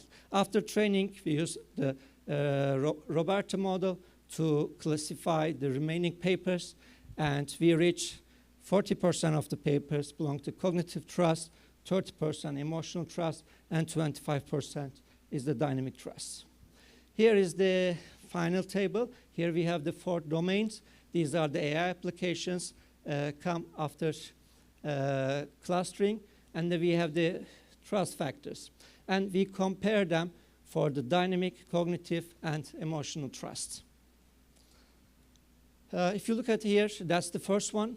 Autonomous vehicles is affected by the dynamic and cognitive trust mainly. There is a little impact for the emotional trust. Why it's important? Because if people are sitting in the autonomous vehicles, they want to know how the vehicle drives itself. And they have to be ready in emergencies. And also they have to make sure that they can recognize the problems, and the vehicle basically built a trust over time. If you look at the, I'll go quickly. If you look at the public transport, then emotional and cognitive trust become apparent and relevant. If you look at the logistics and supply chain, cognitive and dynamic trust, and the traffic management or smart infrastructure, again, cognitive and dynamic trust became more important. Then we come up with this model. The model basically looks at the non-verbal, verbal, and paraverbal mechanism. In the standard approach, the idea is to basically mimic the communication between the human and machine, looking at the verbal, non-verbal, and paraverbal mechanism. So this is an iterative and recursive approach where basically machine learn from the human, react, and based on this reaction, human also behaves. So that's the approach we implemented, and I think it worked well for the sustainable transportation. So main takeaways, basically AI is transforming transportation, but getting people accepting the AI for transport, I think it's going to take time. That's why the trust is important. So research on the trust, I think, will help to understand the complex transport system. Also, the biggest challenge, AI is not just an upgrade or a hype, so it will reshape the transportation. And also, autonomous vehicles, traffic management system, predictive logistics, drivers, passenger, pedestrian, so it's affecting everything. It's not just the company, all the stakeholders. And also sustainable intelligent transport is possible with AI. It wasn't possible with operational research, but its success depends on how well the society navigates the challenges of trust, policy, large scale. We look at the trust, but trust not is the only thing. There are law, regulations, different factors affecting the performance or the success of sustainable transportation. So hopefully I finished on time. Since we are late, I take on all your questions. Quick question, not very. That's very hard one. Okay. Thank you so much for your presentation. When you're saying the psychological human, from which perspective? From the driver perspective, from the car perspective, from passengers, from pedestrians? Because, for example, in the autonomous vehicle, you know, driving equation, no human in the driving equation. So, it's, psychological human. What do you mean here in this situation? This is actually half of the research. The other research we look at the human. It's not just the person sitting there, also the bystanders and also the other drivers. So it's not just from, I think, single perspective. You need to look at from different perspective. But here, the idea is to look at the trust and the measure them from these three perspectives. But I agree, for autonomous vehicle, it's not just maybe the person sitting here. It has to, you also need to consider the feeling or the trust or how basically rely on the system of the other passengers, other drivers, the public, other entities. I think there's a holistic approach needed. Thank you. Thank you very much. We'll have 15 minutes break and come back at 15 for lunch.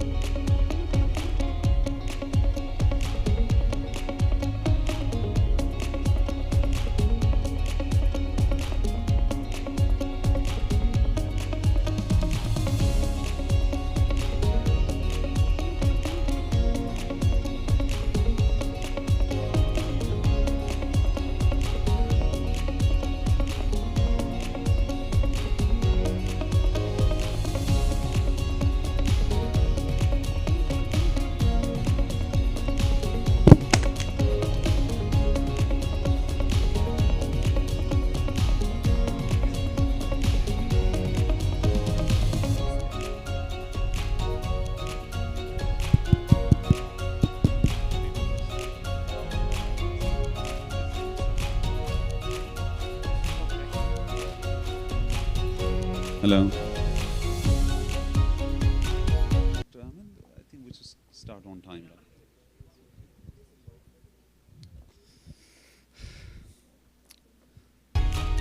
So, good morning. I'm extremely excited to welcome all of you in this session.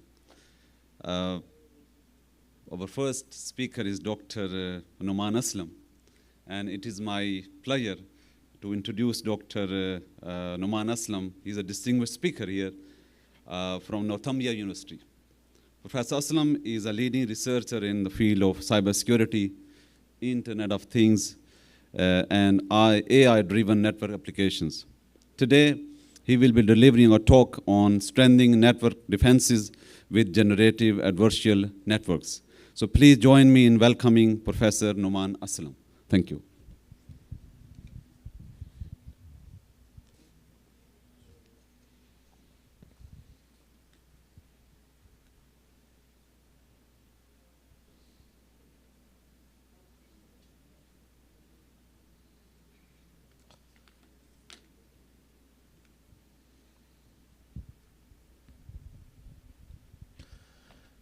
Assalamu alaikum. Bismillahirrahmanirrahim. First of all, thank you so much. Thank you, KFUPM. Thank you, Dr. Bassam, and all the organizers for inviting to this AJSE Symposium on AI Transforming Systems. It's a really pleasure and honor to speak to you. So far in today's session, as well as in yesterday's session, we have talked about a lot about AI and various different applications, ranging from transportation to power grids, in which AI has transformed the systems. So my talk is relevant, but also stresses the need of strengthening network defenses. So this is the outline of my talk. So I'll go through, introduce with major security threats and cybersecurity landscape. In particular, I'll talk about botnets and malware detection. I'll speak about what are different challenges in detection of these networks, in specific to botnets, and follow up with introduction of generative networks, and then see how concept of generative AI, and in particular generative adversarial networks, could be used to strengthen and boost network defenses, and finally conclude with some challenges and opportunities. So we have seen, sorry, you were saying something? A card is.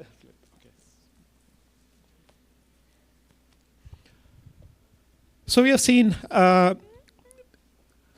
in slides and in talks that we have seen yesterday and today that this new age of AI, and of course the recent developments in technology, are giving us the potential to realize our lives in context of smart cities. And smart cities, basically, we will experience hyperconnectivity, which are connecting various different segments of societies, from smart grids to public sector to smart health to transportation to our many different setups that are will be really embedded and rely on advanced communication technologies such as 6G, which will act as an enablers, essentially, in which we could use data-driven models and powerful applications of AI. But that also brings us a challenge.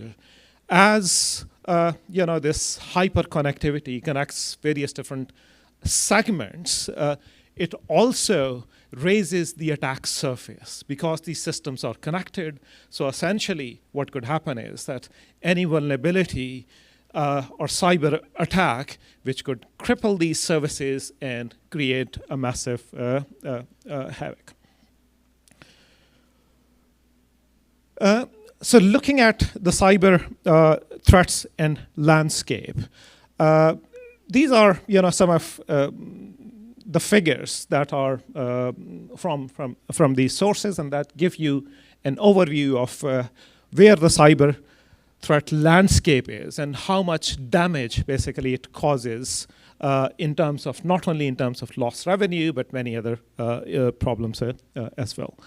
So we see an sort of a very clear growing trend in terms of loss of revenue that cyber threats has caused globally. And if you were to break down these cyber threats in terms of which different type of attacks are causing massive problems, we see phishing, we see network intrusion, we see basically inadvertent disclosure on stolen or lost devices, and so on. So network intrusion remains one of the major leading cause that can create a lot of problems in protecting organizations' network resources and setup. Before I proceed further, I'll lead you to basically spend a moment and see these two incidents, the type of disruption that the cyber attacks can bring to our society. This is a recent example earlier in the summer where a major cyber attack caused disruption, massive disruption on NHS Trust, which is the National Health Services in the UK. And as a result, many of the operations, even many critical operations which were critical to people's lives, were severely impacted. The second snapshot represents basically a botnet attack which infected over 19 million IP addresses in United States and enabled billions of dollars of fraud in pandemic and underemployment services and other services. So these give you, these are just two examples, but give you, a sense of what kind of havoc these cyber threats could cause to our society. So though we have, a very long list of attack vectors, and attack vectors range from malware to phishing to social engineering to ransomware to threats that caused by denial of service attack or distributed denial of service attack. There's a long list. But among these long list, we have one particular item which is of interest with, and this we'll look at in this talk today in much more detail, which is botnet. And botnet is a network of compromised hosts which are managed by an attacker through basically very carefully crafted command and control setup and systems, in which basically these could be used to compromise, recruit other hosts on the internet and or public setup and launch attacks. So what we see here is on the left side, basically a very broad, high-level view of any organizational setup. So you have a WAN router, which is connected to a firewall. Firewall is then connected to an IDS, which is intrusion detection system or intrusion prevention system, and then basically which is then connected to a public, private or protected network here. So the way a typical botnet activity would span out is that, well, you would have essentially to begin with some existing botnet activity, which is some compromised hosts are already present there. It starts with an initial infection and then secondary infection, in which once the target victim is compromised, then there's communication between that target victim in step 3 with registration with command and control server. And once basically this is done, then attacker or a bot master can basically follow up through step 4 by sending out the attack commands, and then the attack execution to next target victims could take place. And in this whole process, of course, there's maintenance and updates that are regularly maintained. So what are the challenges? The challenges, there are many challenges that are faced to detect such type of attacks. And as we see that, well, as our networks have grown in capacity in terms of speed, transmission speeds that they offer, well, there's a massive network traffic. Even if you're monitoring the traffic logs or snooping on, a network activity for a particular organization, the traffic activity for a period of hour or 2 hour could translate into basically many gigabytes of traffic that we are talking about. Then, of course, there's other threat of challenge of that the botnet traffic is changeable. And in cybersecurity, we are always concerned and have not really found a solution to the zero-day attacks, which is the capability of basically attackers and malicious nodes to exploit the vulnerabilities that were previously unknown. And then, of course, on top of it, there's encryption, there's traffic obfuscation, and decentralized command and control setup, which makes these detections and mitigation much more difficult. In addition to that, of course, there's high false positive and inability to keep up with fast and ever-growing threats. So how do we deal with this complex challenge of detecting botnets and, broadly speaking, generally network intrusion? And historically, the intrusion detection systems basically evolved of looking at signature-based systems where they have a predefined, composition of what an attack traffic would look like, and if there's any malicious activity, then the intrusion detection system and intrusion prevention system will flag it and take corresponding actions. But those, of course, have their inherent problem of own. In recent years, machine learning and AI and machine learning has become very popular among researchers. However, it doesn't come without problems. Of course, looking at our list here, we deal with the problem of data scarcity, which is, well, we deal with a lot of benign traffic, but there's very small or very little attack data from real attacks that is available. And that is also a problem, because whenever an attack happens on an organization, you don't get access to those real attack data afterwards for research. So having access to a real attack data is really a problem. And then, of course, there's a problem with related to the reliability of training of AI and machine learning-based intrusion detection system. This is a generalized model, which I'll not go through. I think we all know this very well. And now, in yesterday's slides, we see that other AI and machine learning applications and computer vision, we see a very nice pictures of either paths or classification problems. But in network, of course, we don't have those sort of a nice pictures to look at. All we deal with is boring, traffic data. This is a typical output of a PCAP file, which is captured by a Wireshark. And if you translate into, decompose into various different, protocol headers, well, this is kind of information that you would see in the traffic output log.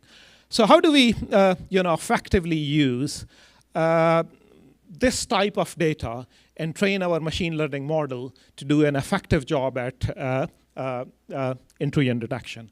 And then our goal also is look at the problems associated with with this type of data, which is scarce in nature. Well, how could we reliably use machine learning model and essentially make our detectors robust and reliable? So if we translate this into a challenge in a normal analogy, right? So I would look at it like we are trying to find a needle in the haystack. Well, there's a lot of traffic, internet traffic out there, and we are looking for a very small anomalous pattern or a rare events that happen. And sometimes, if there's a zero-day attacks, then of course we don't have any prior knowledge of what those attacks look like, and we learn afterwards what has happened.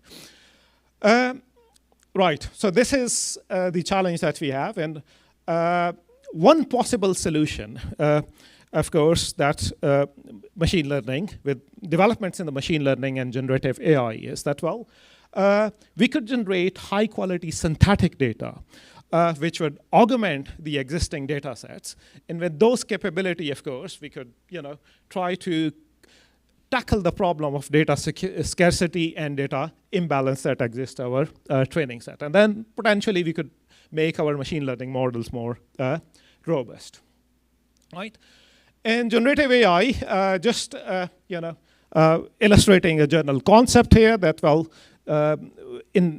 we take input as a training sample from some distribution, and our goal is that basically we learn the model that has capability to represent the data. And you can use either density estimation or sample generation, and our goal is essentially that learn the underlying data distribution model to generate new, very realistic samples of data from it.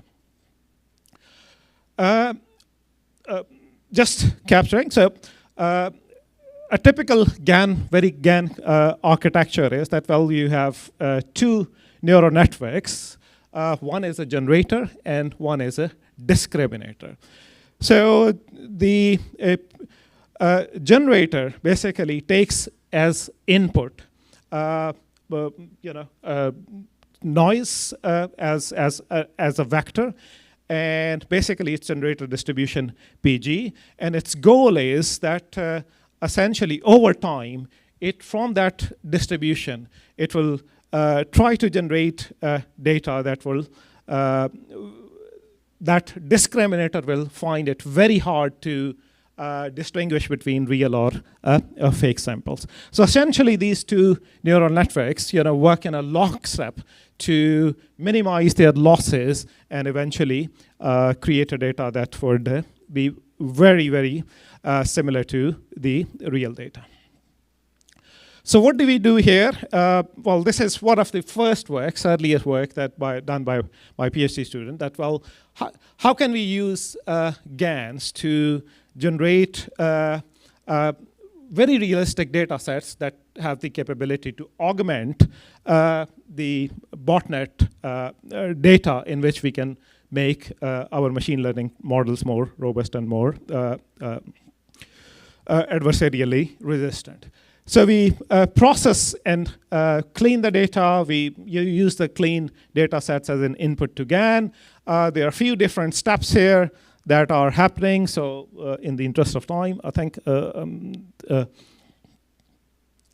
try to go over that quickly so I can move to the useful other important slides later on. So this is use the clean data as an input to GAN, and then create the unified test and test for accuracy recall over tenfold, and then feed this as an input to generator model and clean the clean and augmented data training set. So we use the GAN to generate this data set, and then we tested it across various different standard metrics, and we see that with various different classifiers, our GAN generated data outputs fairly good output in terms of various metrics that are being utilized in terms of accuracy, recall, precision, and F1 score. Now, it also gives us a challenge of that, well, in low data regimes where our data samples are minority class, belong to minority class, such as in medical imaging or autonomous vehicles or even industrial equipment monitoring for rare faults and cybersecurity. So we need to generate data which represents very high quality. And the effectiveness of adversarial training essentially here would depend on the adequacy of generated data. So which cannot be compromised. And essentially, what we see is that the training, the model cannot be compromised due to insufficient or imbalanced data set. So the next question that we try to answer here is that, well, how do we develop a classifier model that over time hardens itself over the generated evasion samples? And we see that the machine learning models, well, you could do a poisoning attack, which is basically if an attacker has an access to data, it can corrupt the data, and then, of course, the output of the machine learning model could be compromised. Or basically, the evasion attacks could be launched, which means that the model can be compromised at the inference level, where essentially attacker would inject the malicious data into the model at the inference time and observe the outputs, and then the evasion attacks could be launched accordingly. So here, with this goal of generating a classifier model that would harden itself over time over GAN-generated evasion samples is, we again utilize this concept of GAN, but we do very simple modifications to GAN architecture, which would allow it to distinguish between majority class, real and fake estimation, and minority class, and feeding those losses in a back propagation in a very careful and intuitive manner to generator and discriminator strategically so that it can minimize these losses over time. So if you look at this figure, basically there are a few steps that are taking place. Well, in the first training step, only D or discriminator is trained on real data. In the second step, which is basically the outline by output of discriminator, which translates the probability distribution of real or fake estimation and minority class estimation, only those back to the generator so that it's not mixed with the majority class. And then, after fine-tuning these loss functions, we can generate results that have a classifier model that will harden itself over time. So we use this and compared against various different other published techniques, and we see that it achieves exemplary accuracy with respect to the other published work there. We also evaluated it with respect to these metrics, which is generator validity, which basically denotes the predicted value of source being fake or real, or looking at fake or bot evaluation, or real or normal estimation, and real or bot data evaluation. Now, this next work is looking at basically, okay, so we can use machine learning models to use them as classification for classification between malicious and benign. But how fragile are these classifiers? And this work was done basically by looking at not the botnet data, but rather Android malware data. And Android, we know that, well, Android, Google Play Store currently hosts more than 158 million apps with 120 billion downloads in 2023 alone. And of course, not to mention there are third-party apps and such as Amazon and Samsung, which are not in this list. So with this rise of Android OS, of course, it has also become a prime target of hackers and malicious users to target malware, in which the malware could be further propagated into networks. So how do we go through this process of detecting malware in an Android app? So what we could do is basically we could use this reverse engineering in which you have an APK file.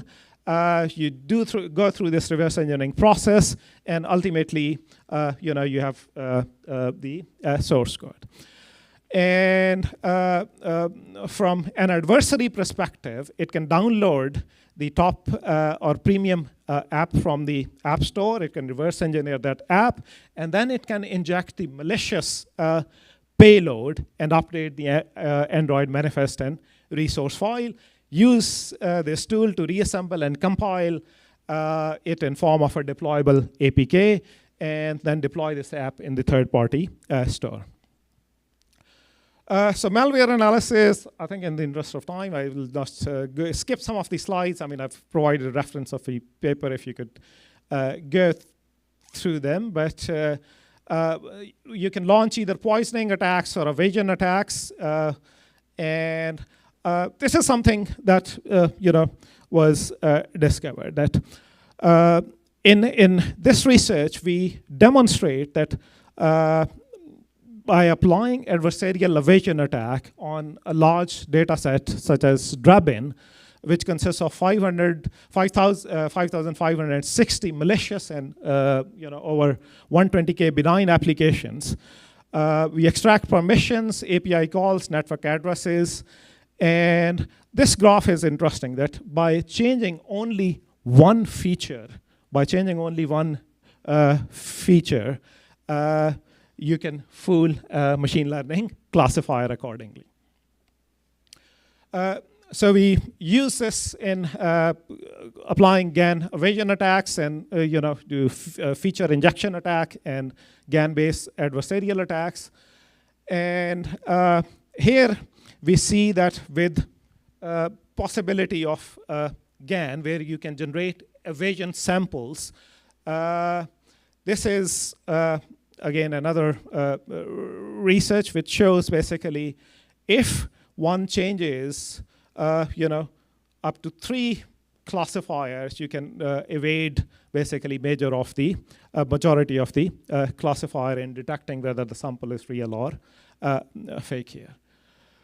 So these are follow-up extensions to where this concept was demonstrated, and then further modifications in these models were made to make these classifiers more robust to evasion attacks. So these references are there, listed there. So I think I'll go to the last couple of slides, which is how GANs could be useful in cybersecurity. We have seen their contribution in terms of, well, they can help generate synthetic data. They could provide predictive intelligence and could aid with adversarial training of machine learning models so that they are more robust. Automated phishing detection, maybe they can, in this regard, they can attack. They can help attackers more in generating examples of phishing email and malware, which could be a cause of concern, but of course it could help both ways as well, doing behavioral analysis and scalability and efficiency. So challenges remain that, well, it's an evolving field. It is always evolving. Zero-day threats, we still haven't found any magic bullet to zero-day threats. And robustness against adversarial attacks, well, although great progress has been made, but it still remains a concern. Interpretable AI, of course, we are very aware of these issues. Privacy concerns, I mean, in case the data is from real attack, which is not available at the moment, but privacy concerns remain. And then, of course, computational resources, if you're taking into account now large amount of computational resources are needed. But this may change depending on what we have seen in recent days. And thank you. And these are my former PhD students and who have contributed to this work. And a list of reference papers is listed here. Thank you so much.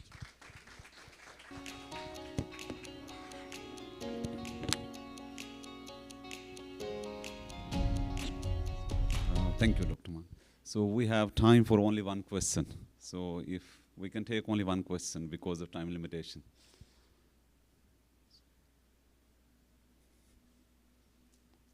Any question from, oh, yes, thank you.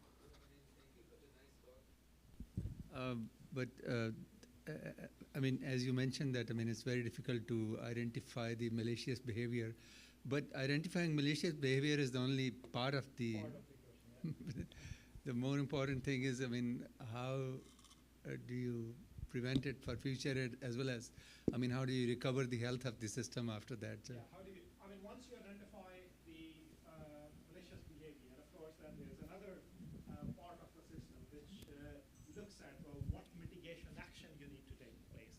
And there's a lot of, there's heavy body of research on this as well that, well, probably, you know, translates to what type of rules that you need to apply, how you need to segment and isolate different parts of the network, or how you isolate, you know, various different traffic sources or where the traffic is destined to. So there's another body of research that's looking at basically how you take corrective action to, you know, restore and recover health of the system. Okay, thank you. Dr. Numan is here, so if you have any more questions, you can interact with him during lunchtime, or he's here. So unfortunately, we cannot take more questions. So thank you very much, Doctor. Thank you. So my next speaker is Dr. Muhammad Yunus. It is my great honor to introduce our esteemed speaker, Dr. Muhammad Yunus, a renowned scholar in IoT and network architectures from the University of Maryland. With over 26,000 citations, Dr. Yunus is widely recognized for his high-impact research that has significantly advanced the field of network security, IoT systems, and intelligent network architectures. Today, he will be delivering a talk on AI and hardware-assisted IoT security. So please join me in welcoming Dr. Muhammad Yunus.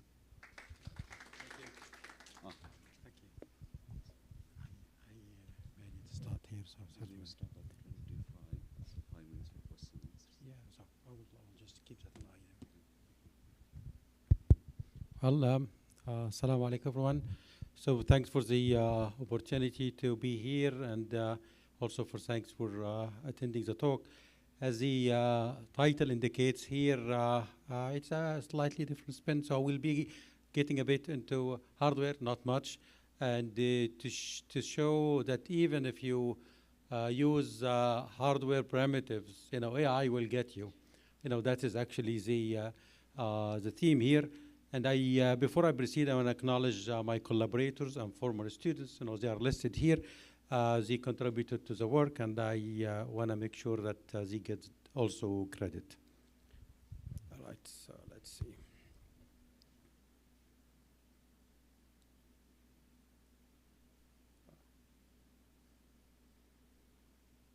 Yeah. So I probably went too far. So let's see if I can go back.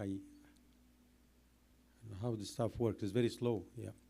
Okay. Before I proceed, I wanted to introduce my research lab, embedded systems and networks, and in general, our focus is building dependable systems, you know, for broad range of applications, particularly things that are, you know, combining communication and computation, and trying to make an actuation and trying to make it work. So we target, you know, performance, you know, that's, you know, functional and non-functional.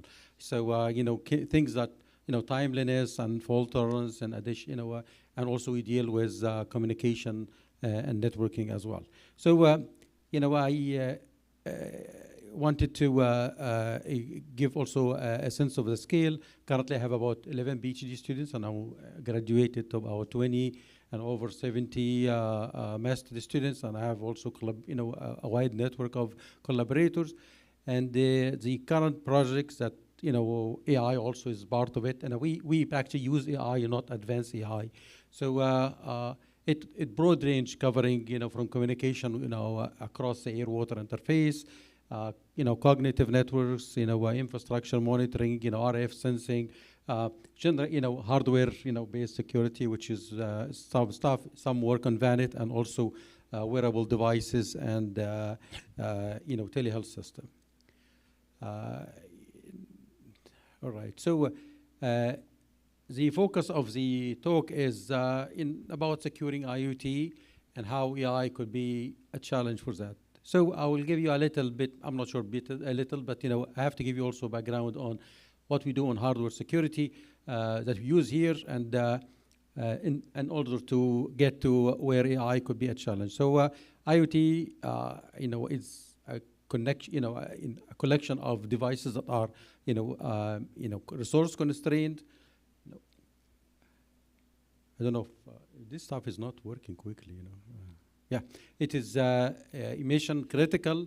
It's require ad hoc deployment, and also in devices, very diverse, and many of the devices are, resource constrained. How stop this working? This, yeah.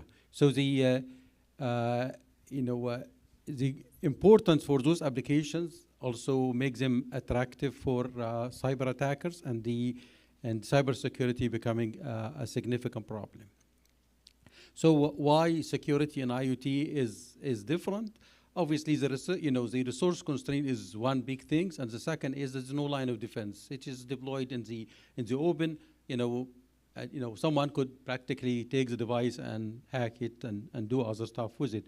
And the devices could be multifunctional. They could do routing, and you could also do data collection, do actuation. So the diversity of the functionality and the no line of defense and resource constraints makes this to be a very challenging problem. And the conventional solutions that really people use, actually, it is fall short here. It requires some innovative, lightweight approaches. So if we factor in BKI, the asymmetric encryption, this is too hefty, where, if you use it for authentication or use it for key management, private and public key, that actually might not fit. And even if you could argue from a hardware perspective that even the, some of the new processors, including core for algorithms like EAS and so on, or even in other algorithms as well.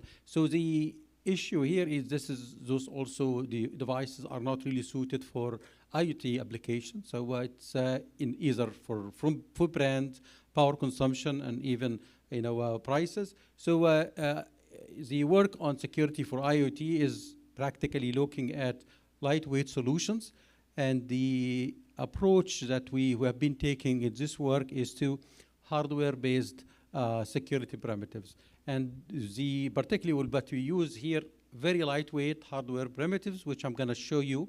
We use that for two functionality mainly, is using it for authentication and also for key management and so on. So the hardware primitive we use, we call it physically unclonable function, which is practically a circuit that identifies a device. And I'm gonna get you back to early computer science, computer engineering, how this actually works. I have here a circuit that really shows what a buff could be done. Very simple. The idea of the buff is to leverage the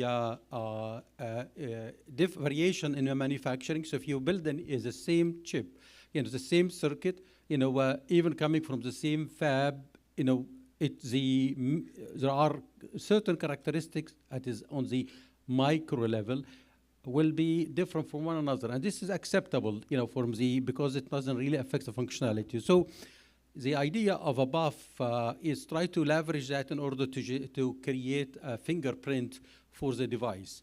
One of the designs that constitute a buff, this is actually one of those devices. It's just a bunch of multiplexers, and you get an input signal, and now you configure the multiplexers based on ones and zeros.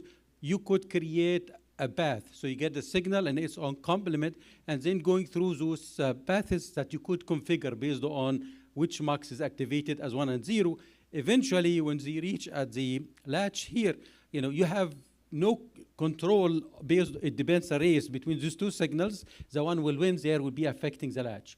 And the idea, if you make the same circuit for multiple devices from the same fab, same everything, you have no idea which signal, based on the configuration. So the idea is quite attractive, very simple to implement.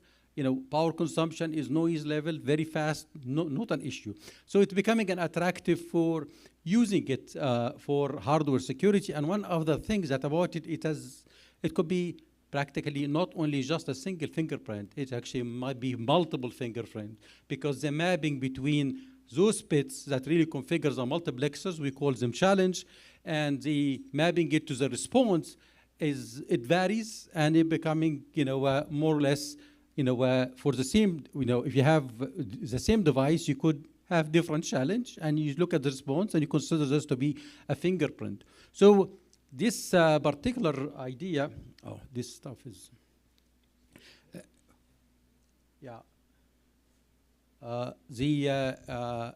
this particular idea becoming quite attractive, and we used it particularly for authentication and key management. There are few other characteristics here. This is kind of like, there's a randomness associated with it. There is also some additional properties I'm gonna not get to, but the buff depends on the number of multiplexers here, or the length of the challenge. They characterize this to be a weak or a strong, buff. So strong buff, if you increase the number of bits, it becoming difficult, to actually predict and attack. And we're gonna get to that very next. This particular design, we call it the delay buff or the arbiter buff. And this circuit or this particular buff is quite famous, in terms of use. All right. So how the buff actually work?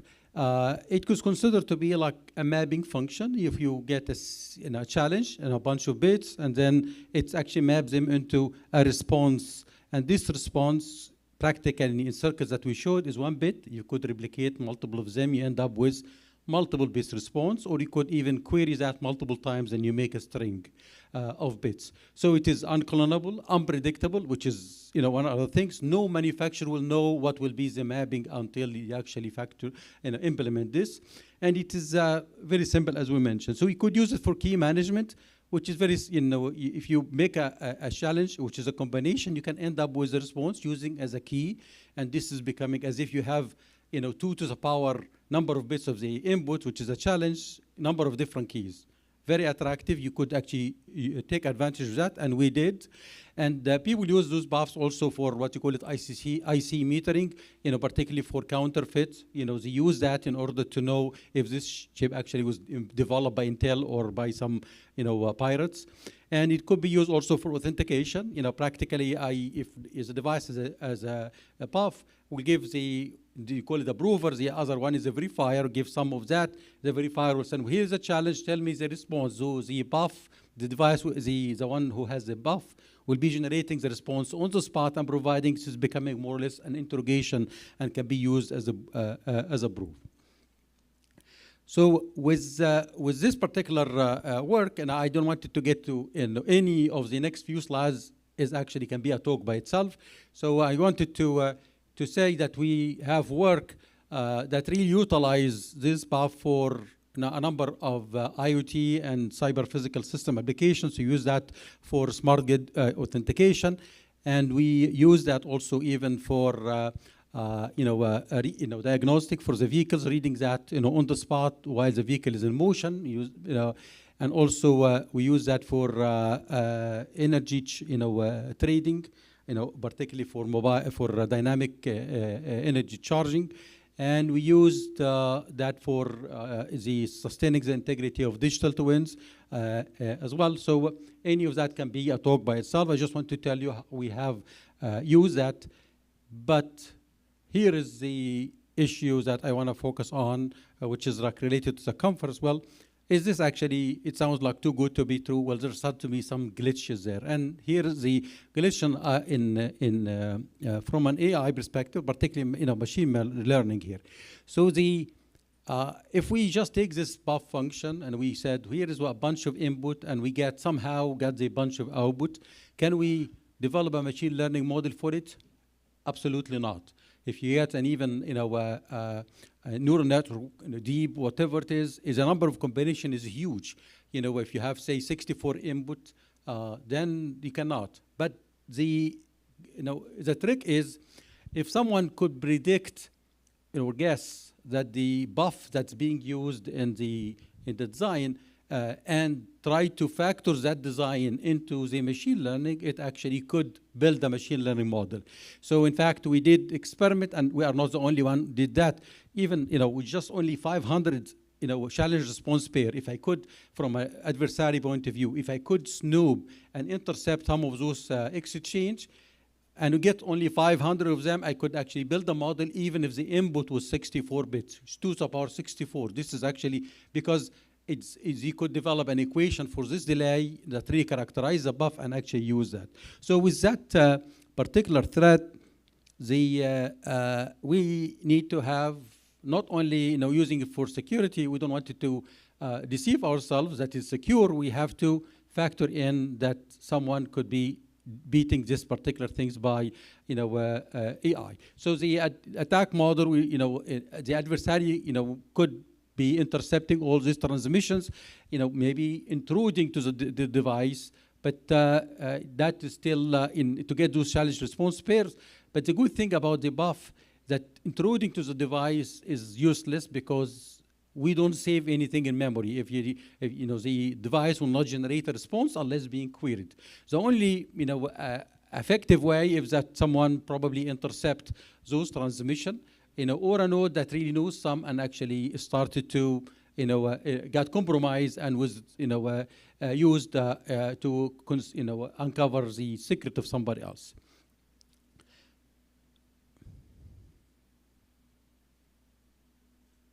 All right. So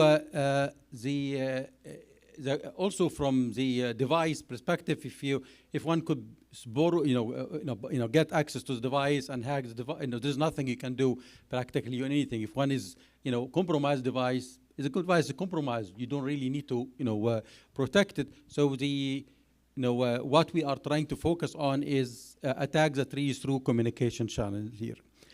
So the approach we take in order to counter this threat with what you call it, an obfuscation of this process, so that the machine learning process, attack could be failing. So the countermeasure what we are doing here is what you call it obfuscation. The obfuscation could be on the level of the challenge. Practically, instead of getting the challenge, we obfuscate the challenge, or could be obfuscating the response, or could be obfuscating both. So in a sense, we kind of like mess up the mapping so the adversary will not know. And what is important about all of this is that we need to make sure that the obfuscation process itself is not machine learning, prone. Because I could obfuscate, and it doesn't matter if the adversary knows the buff mapping, as long as it can predict what's eventually being used. So I'm gonna mention the next few slides and whatever until the time expire here for me.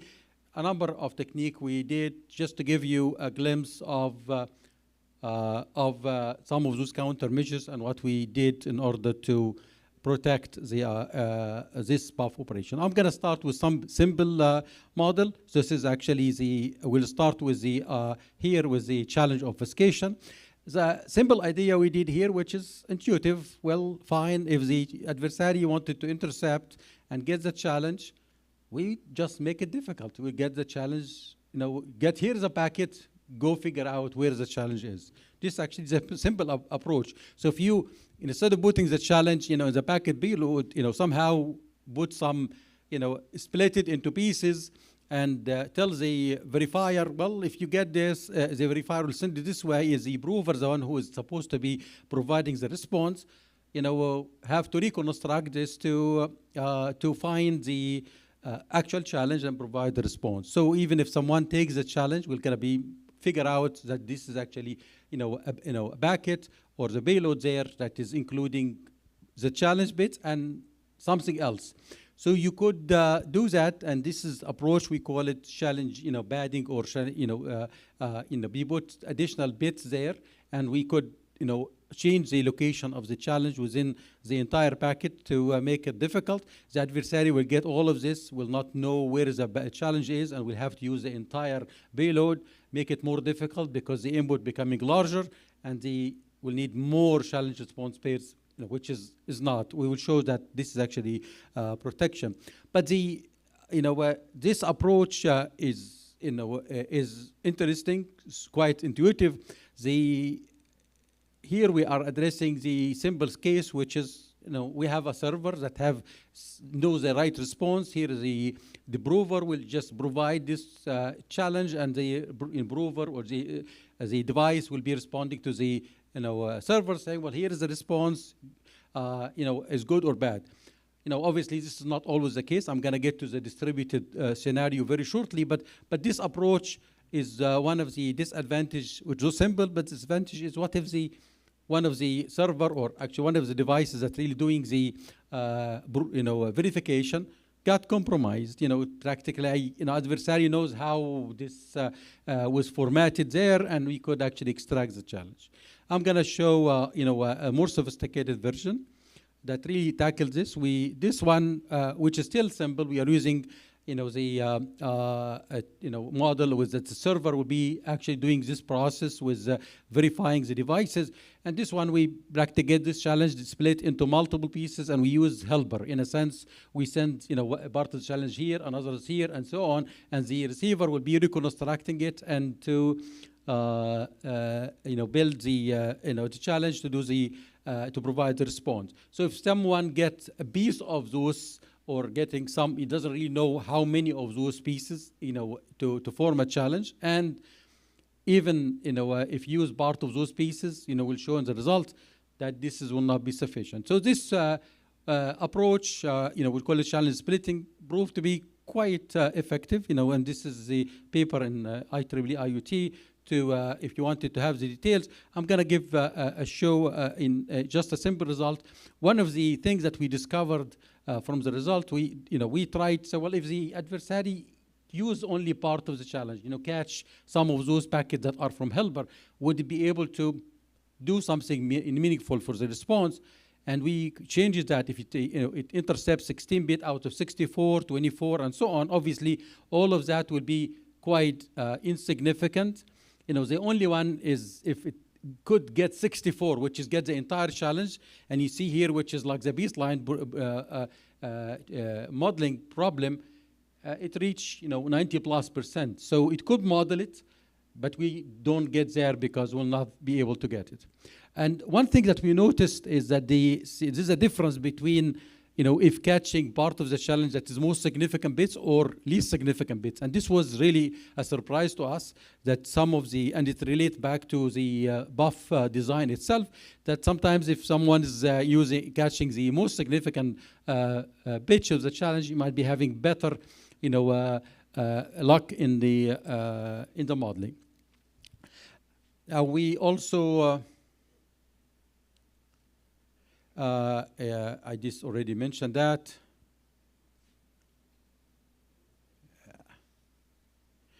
And this one also I mentioned. So we also combined this protocol with the padding, the one which is like a simple packet, and this was quite effective. By the way, if you have a 50% accuracy from machine learning, here we are talking about a bit response. So it's a toss a coin. If 50% 1, 50% 0. So if you get 50%, that is actually the best scenario because it is becoming like more or less pure guess.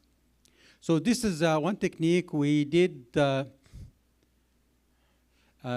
next technique we try to do is using adversarial machine learning. So we to do that, we said, well, fine, if the machine learning works by getting those challenge response pairs, what if we know the adversary is intercepting this, what if we could somehow inject poison data into the process. So in order to make it difficult, or at least get the model to be ineffective. And the approach we did, which is quite very interesting, is we are using even the poison data into the authentication process. So in a sense, we poison that, the data and use that poisoning process as a means for authentication as well.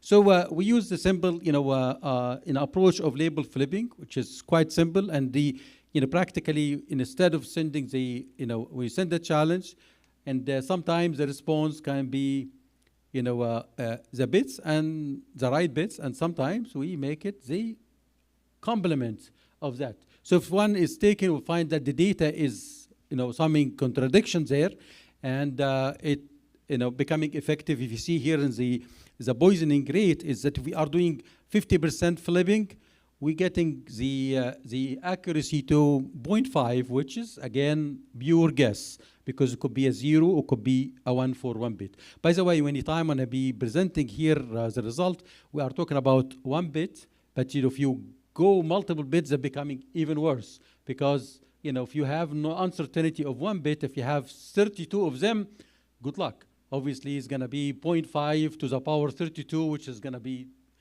bad. So 1 bit will be giving us more of a gauge here. So the protocol is quite simple. In fact, we published this as a very top journal, and we had difficulty with the reviewer because they found this too simple, but it works nicely as well. So the idea, what we did is we tried to randomize the process of poisoning, and in a more of a synchronized way, we are using the same random number generator on both communicating parties, and based on and monitoring estimating the accuracy of the machine learning attacker by the percentage of poison data within the pool. And accordingly, we decide to provide the response or the complement or the or negated version of the response. And this actually proved to be quite effective approach, and it is also based on adversarial machine learning. This all, even the approach that mentioned about the adversarial machine learning could be practically applied for server-based or distributed. But I wanted to mention what is the issue of if you have a server that really knows enough challenge response pairs, and we have a device, we tell the device, here is challenge, here is response, I only one server, it becoming not an issue, because the server says we've trusted, then problem solved. But what if from an IoT perspective, the server is not engaged? We have nodes in the deployed, and they need to authenticate each other. So well, we cannot really get the server to be involved. The problem here becoming different, because I could do the same thing assuming every other device to be a verifier and share this, but this device, obviously the probability for this device to be compromised is higher than the server. This one thing. The second is we could have also collusion attack. You have multiple of those devices are being compromised, and the knowledge is becoming aggregated, then we have the level of protection diminishing in this case. So this particular scenario is a bit more challenging, and we have a number of effective solutions. I probably will be covering one. I'm not sure if I'll be able to cover the other from a time perspective. I probably should get more time for this, it takes, come on. Hello? All right. So here is the first technique to deal with that is first what we do here, we're still doing obfuscation process, but the point here, we are doing obfuscation of the response, not in the challenge. So what we do is we try to make the obfuscation process to be a function of the prover ID. So in a sense, if we have two devices and they are, providing the challenge as a, to me as a device to with a buff, I'll be responding one way to one of them and maybe a different way for the other. And the process of the obfuscation, or that make it more resilient, as we're going to see, so that even if one of them is compromised, it is not a problem. And if 2 of them compromise, if it's n of them compromise, that's not a problem. And the idea is quite simple. What we do is we do something, create something called it salt. With this salt is, it's something that is masking or biasing the input. So we provide the challenge, and the mask is a function of the ID. And in fact, we are using the buff again as a function for that. So in a sense, we get the ID input to the buff to get an output, and this output will be used to mask the buff, the challenge that is being provided in order to get. So this transformation process will make the output of the buff to be dependent on the prover, different from one prover to another, and also still unmodelable. That is actually the basic idea. Up. So the protocol is quite simple. We practically take the input. So practically we take the input from the challenge. We also use the ID as a way to generate the salt. This ID could be sent to the buff, get a response, and use it, or could go get multiple times with a feedback, get to the buff to get a response, get the response back into as an input to get a new response in order to obfuscate this process. So I probably will try to conclude because of the timing. So the result was quite effective. We did that even for one node compromise. The accuracy is the blue here is nothing, and if the red, if we don't apply this approach, and even if we got multiple node colluding, meaning that multiple node compromise, the accuracy is still way low. It's becoming more or less pure guess. We did also work on hardware-based solution, which I don't have time to cover, so I will probably try to, it is, again, was quite effective, so I will be trying to go to the conclusion. This is actually circuit and hardware. It's quite very simple. And we also implemented that. We calculated the footprint and the complexity from hardware and the timing and latency.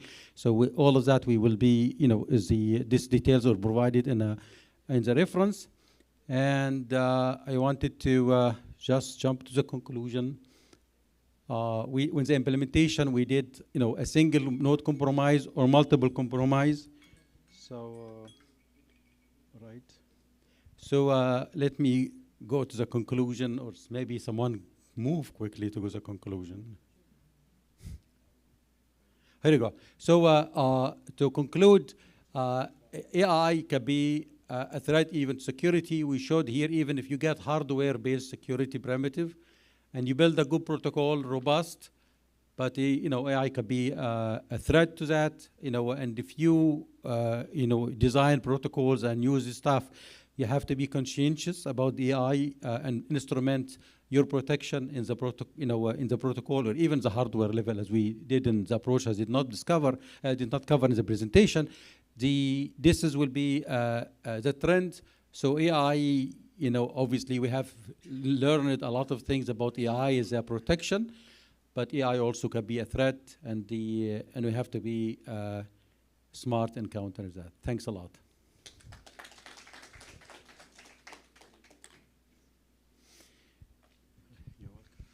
So we can take one short question. One short question from audience. Yes. Yes, Assalamu alaikum. Thank you very much for the presentation. For the last part, for the distributed authentication, so you said they cannot, go to a server. Does that mean every node or IoT device has like the set of challenge response pairs for all others? No, we definitely. We don't do that, obviously. What we will do is we get a small subset. Like say, assuming we have a node and we have 20 other nodes.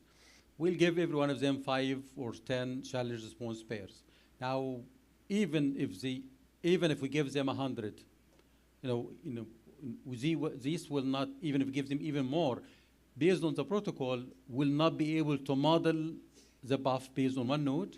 And even if they aggregate, if all of them say, well, here's a compromise, here's my set, combine all of the sets because of the obfuscation, they will not be able to model the buff.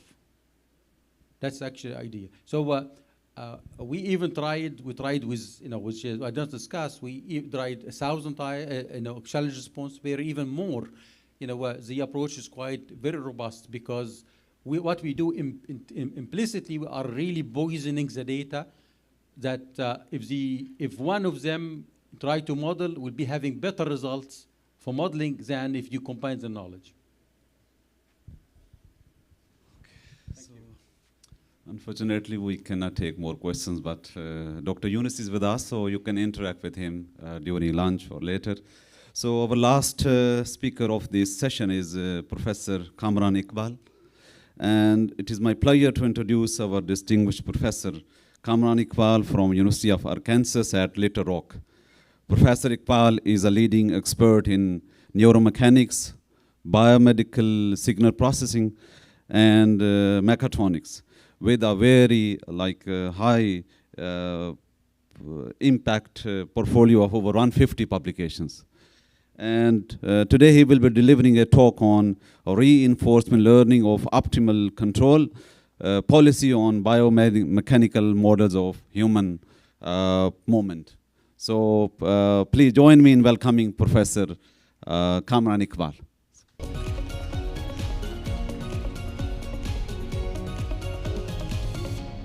Thank you, Dr. Khalid, and assalamu alaikum to everyone. I like to start with the disclaimer that I am not an expert, and I'm just a learner, a student, if I would categorize myself. But anyway, so my talk is about the reinforcement learning of the optimal control policy. And this morning, Dr. Demir talked about the reinforcement learning applied to the transportation systems. Well, if I could, his talk was more of the front end, that how to apply the reinforcement learning, and mine is more of the back end as to how the reinforcement learning works. And my talk also has somewhat of a tutorial flavor, so please bear with me. So, okay.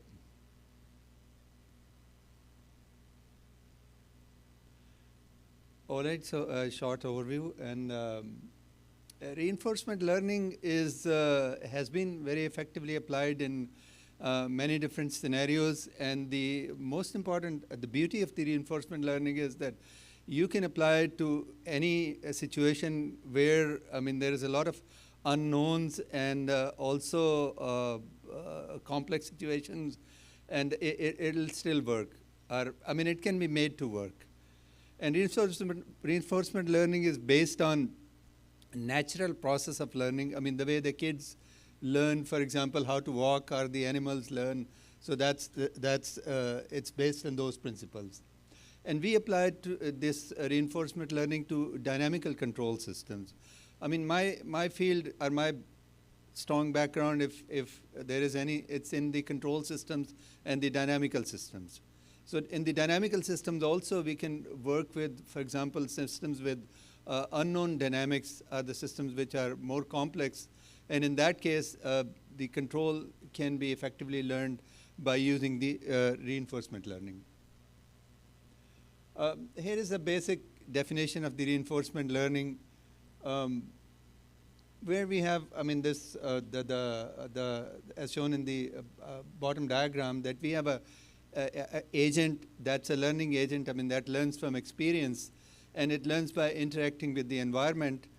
And every time it takes an action, it gets either a reward back or maybe a punishment back. So that's kind of telling him that whether he did good or he did bad. Again, going back to the example of a child, that the child learns by reward from its parents, or sometimes by punishment as well. Control policy is the policy that the agent tries to learn, and it keeps on refining its policy based on the experience and based on the interaction with the environment. Reinforcement learning has been applied, as I mentioned, in many different fields. Here are just some examples that, for example, I mean, in the social media, when you look at the YouTube or movie ratings are something that the social media suggests you about shopping. So all those recommender systems are learned by reinforcement learning. It is applied to industrial robots in learning, I mean, different trajectories or safe behavior from the robots in the industrial workspace. Self-driving cars is another example which is based on reinforcement learning. It can be used to optimize the energy consumption or the environmental control systems.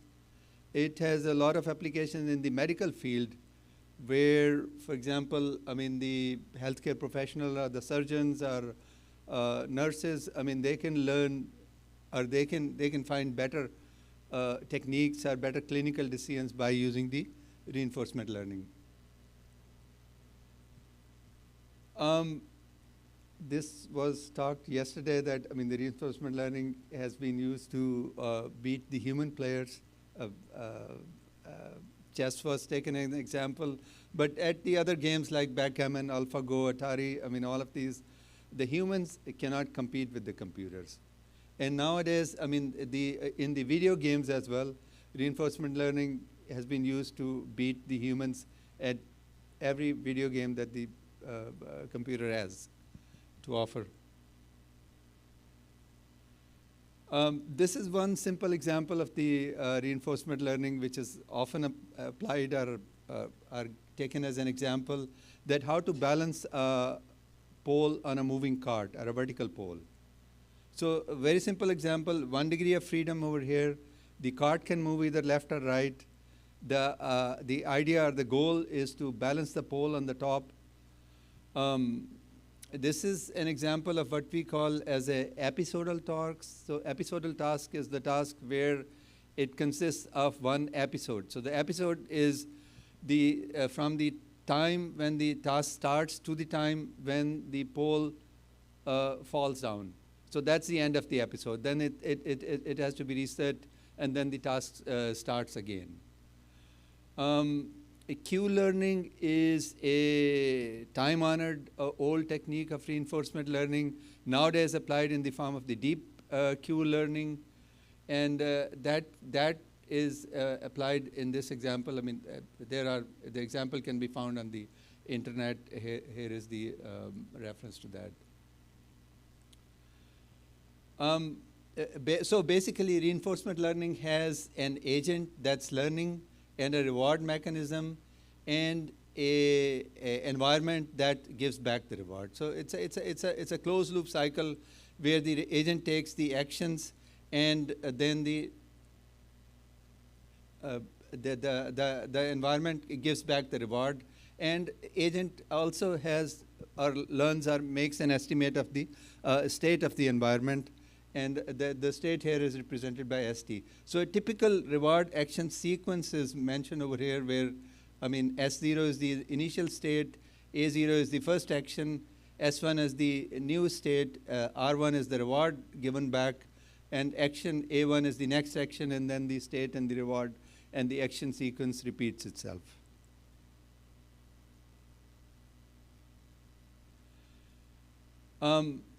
The technical or the mathematical part of the machine learning is normally based on this thing which is called the Markov reward process.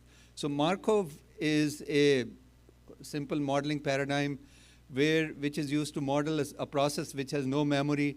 So the Markov is a probabilistic model where from the current state, the next state is defined by a probability distribution, and all the actions in the past have been accumulated are represented in the current state. So normally we have this probability model over here,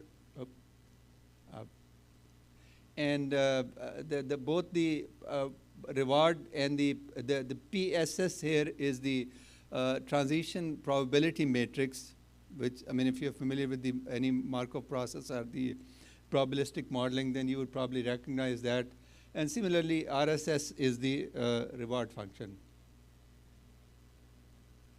So in the reinforcement learning, the main issue is how to learn this thing, something which is called the value function.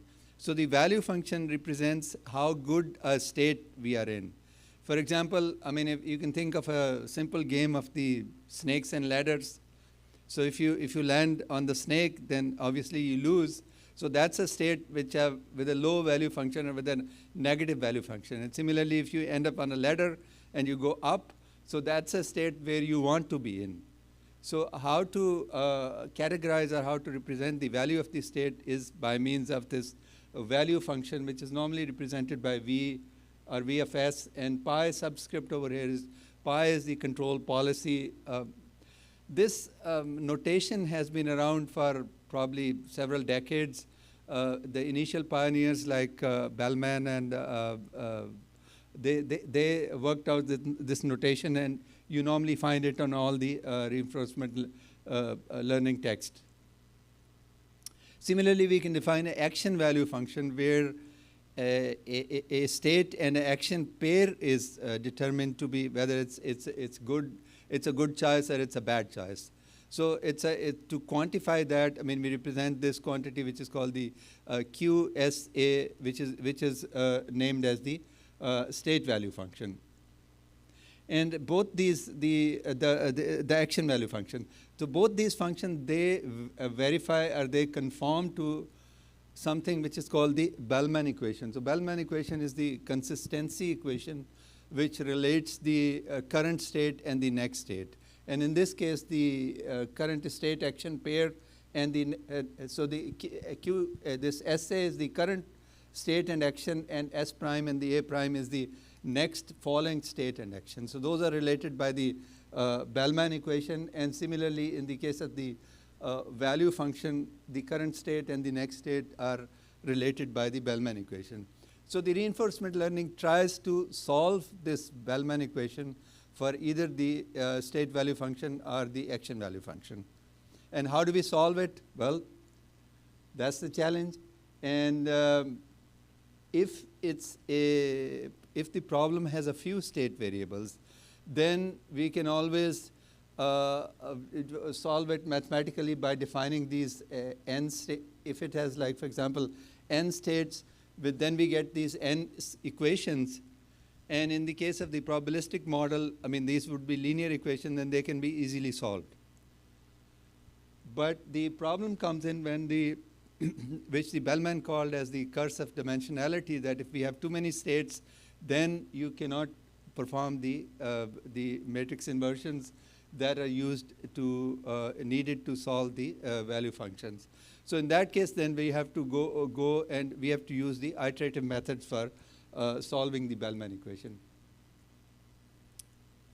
The objective in the reinforcement learning is also to find the optimal policy. So the optimal policy, of course, is, as the name indicates, that's the best control policy for the agent.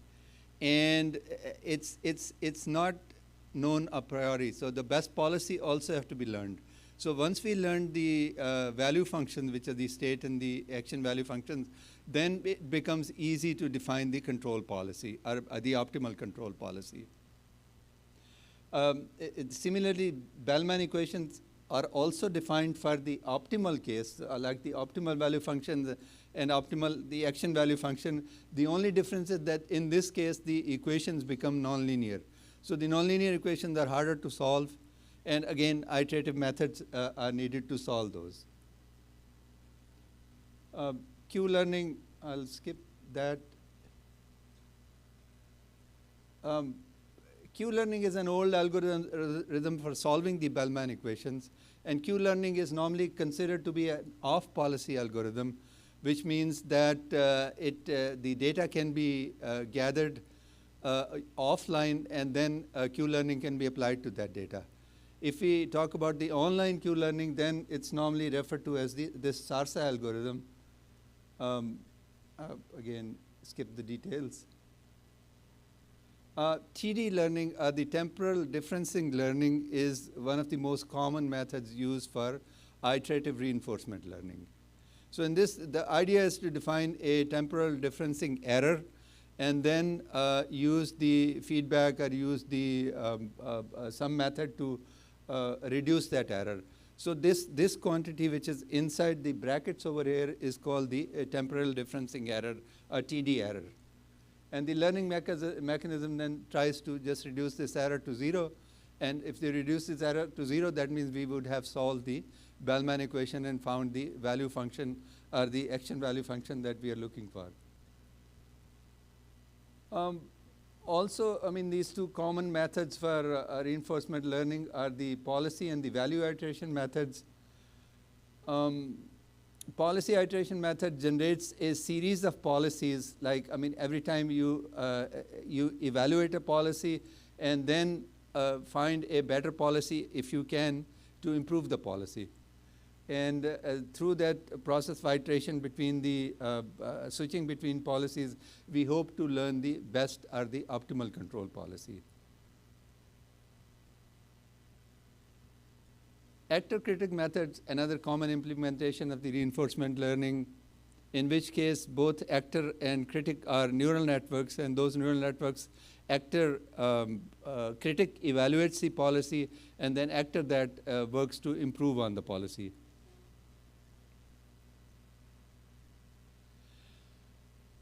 Approximate dynamic programming, the name, this was the field which was initiated by Paul Verbos. And this is the case if we have a very high dimensional problem or infinite dimensional problem where we cannot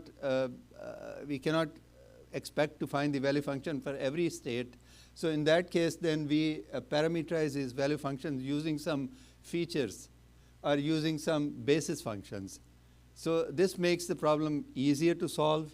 And in this case, we only find the approximate solutions. We don't find the exact solutions, but they can work, or they are shown to work. So different kind of basis function can be used.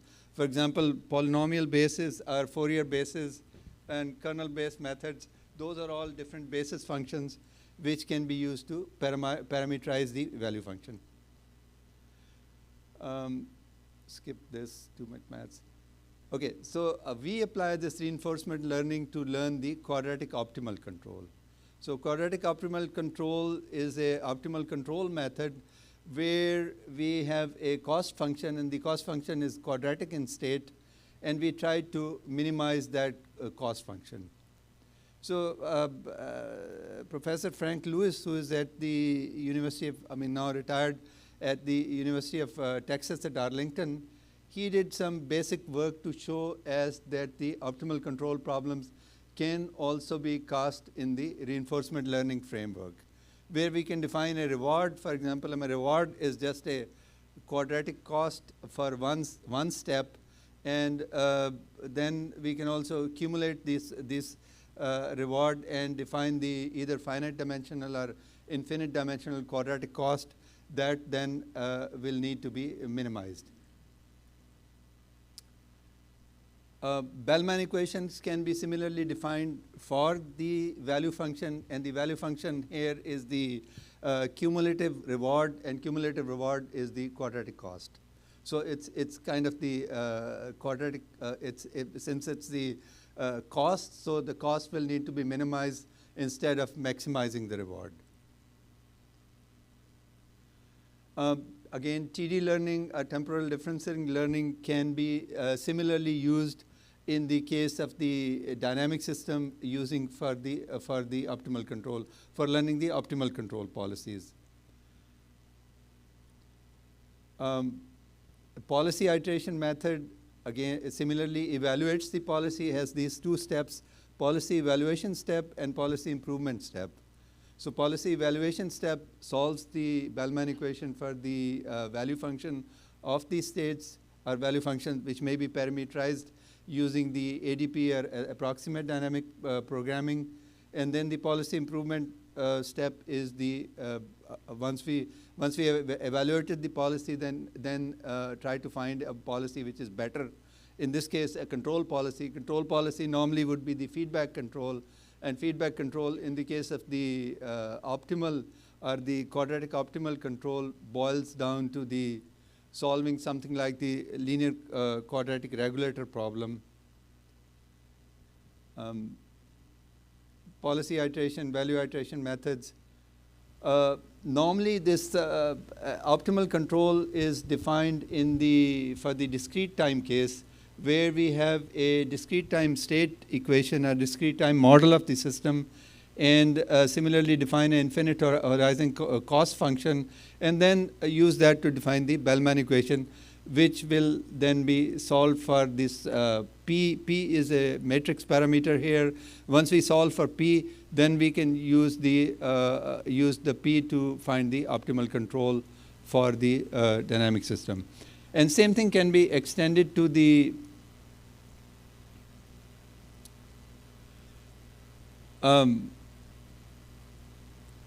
TD error. In this case, in the controls terminology, we have a different name for it. We call it the Hamiltonian function, but basically it defines the temporal differencing error, or it relates to the temporal differencing error. And if we can reduce that error to 0, that means we would have solved the Bellman equation. And the Bellman equation, if we apply a typical optimal control and apply the optimality conditions, then we know that it boils down to the Riccati equation, and solving the Riccati equation gives us the solution to the optimal control problem. Same thing can be done for the continuous time LQR. And the only thing is, I mean, in the discrete time we use summation of the rewards, and in the continuous time we use integration. But still the basic nature of the problem stays the same. And the objective here would be to define the best possible or the optimal control policy, which means finding the best possible choice of the feedback gains K, and to use the feedback control. So how do we, similarly we define the Bellman equation for the continuous time LQR, and use policy iteration or value iteration methods to find the optimal feedback gains, which we also know as a solution to the optimal control problem.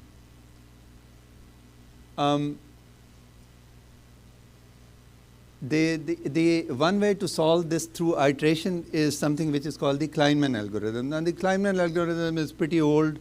I mean, this was discovered back in 1968. But the only issue with this is that this assumes that the system dynamics are known. And then we can model if we can model the system dynamics, then we can use iterative learning to learn the optimal control policy. But if we do not know the system dynamics, where system dynamics here means the A matrix in the state space model, then we have to use the reinforcement learning or online learning of the optimal control policy. So kind of the algorithm is outlined over here, that we initialize with some admissible control policy, which means feedback control, and then we simulate the system using that control policy, and we collect the data, where data in this case is the current state and next state pairs.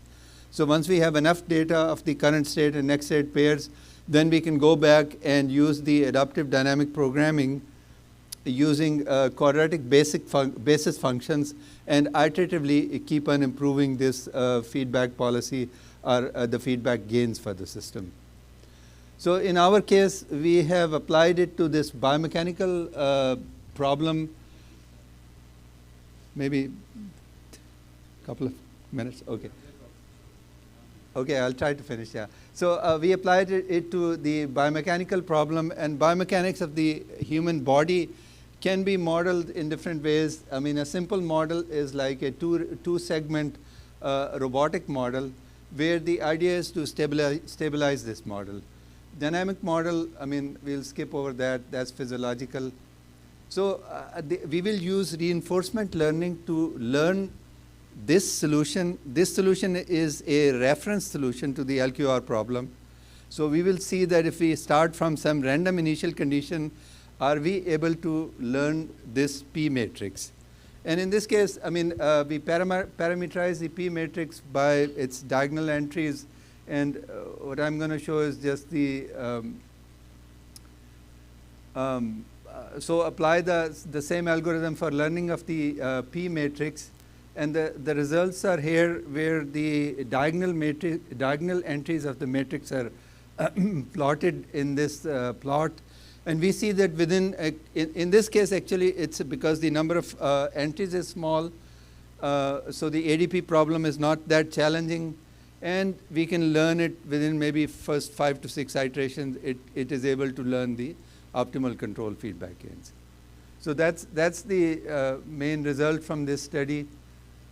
Just coming back to some main points over here, that the reinforcement learning implies learning from experience, typically applied to the sequential decision-making problems like self-driving car and AlphaGo.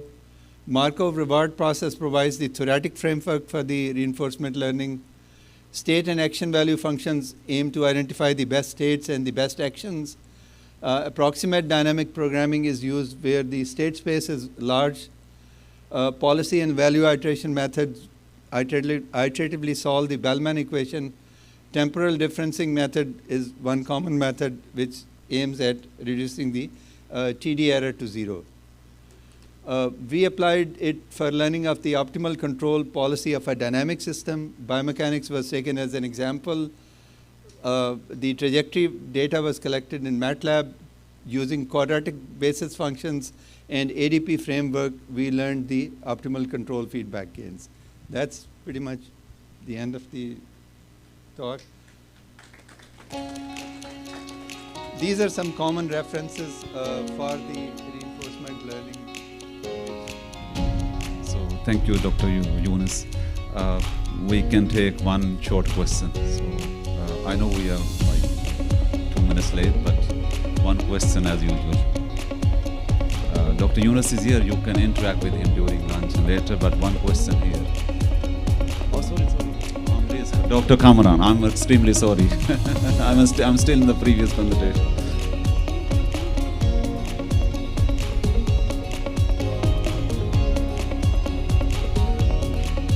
Thank you very much for the tutorial. Actually, my question it's related to the.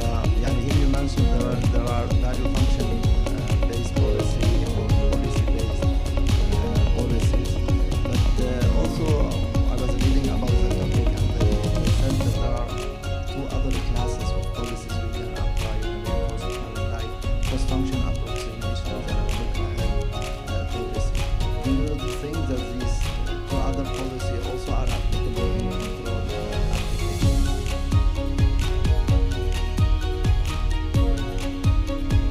But as far as the learning is concerned, I mean, I just touched the basic of the temporal differencing. So there are methods for the forward-looking or backward-looking, and also, I mean, how many steps do you take? I mean, those are called like TD0 method or TD lambda methods.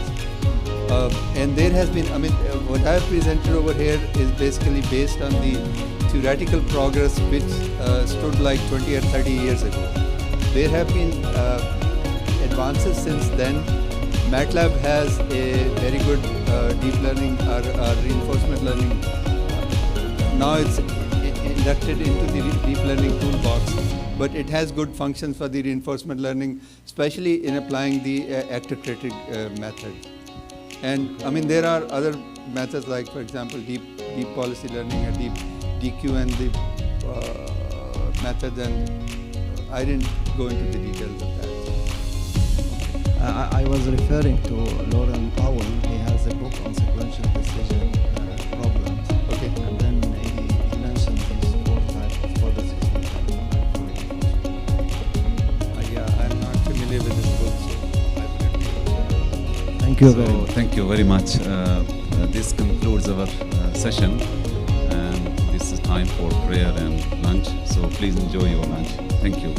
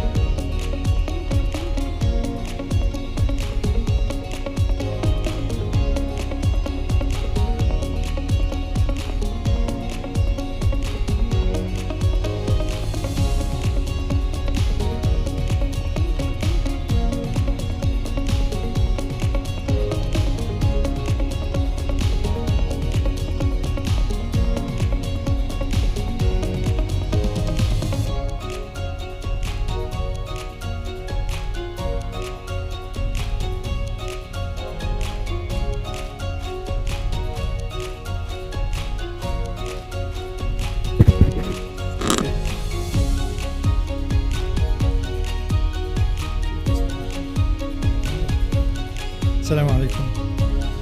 Good afternoon.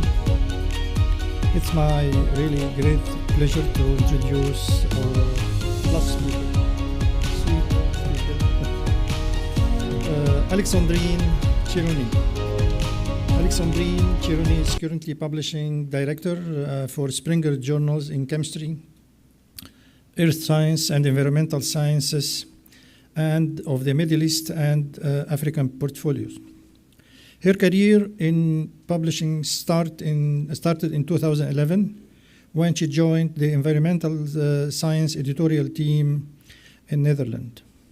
Her first editorial role was to develop the environmental and aquatic sciences book and journal program in a global team.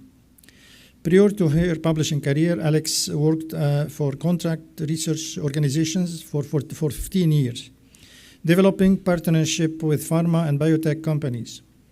Her focus was on collaborations with the medicinal chemistry research labs in Europe and North America, active in early drug discovery. Alex graduated in 1991 from a French higher education institution in chemistry in Paris. She is a member of the Springer Nature Diversity, Equity, Inclusion Steering Group. Alex will deliver today a talk entitled Springer Nature and AI, Publisher Perspective. Please.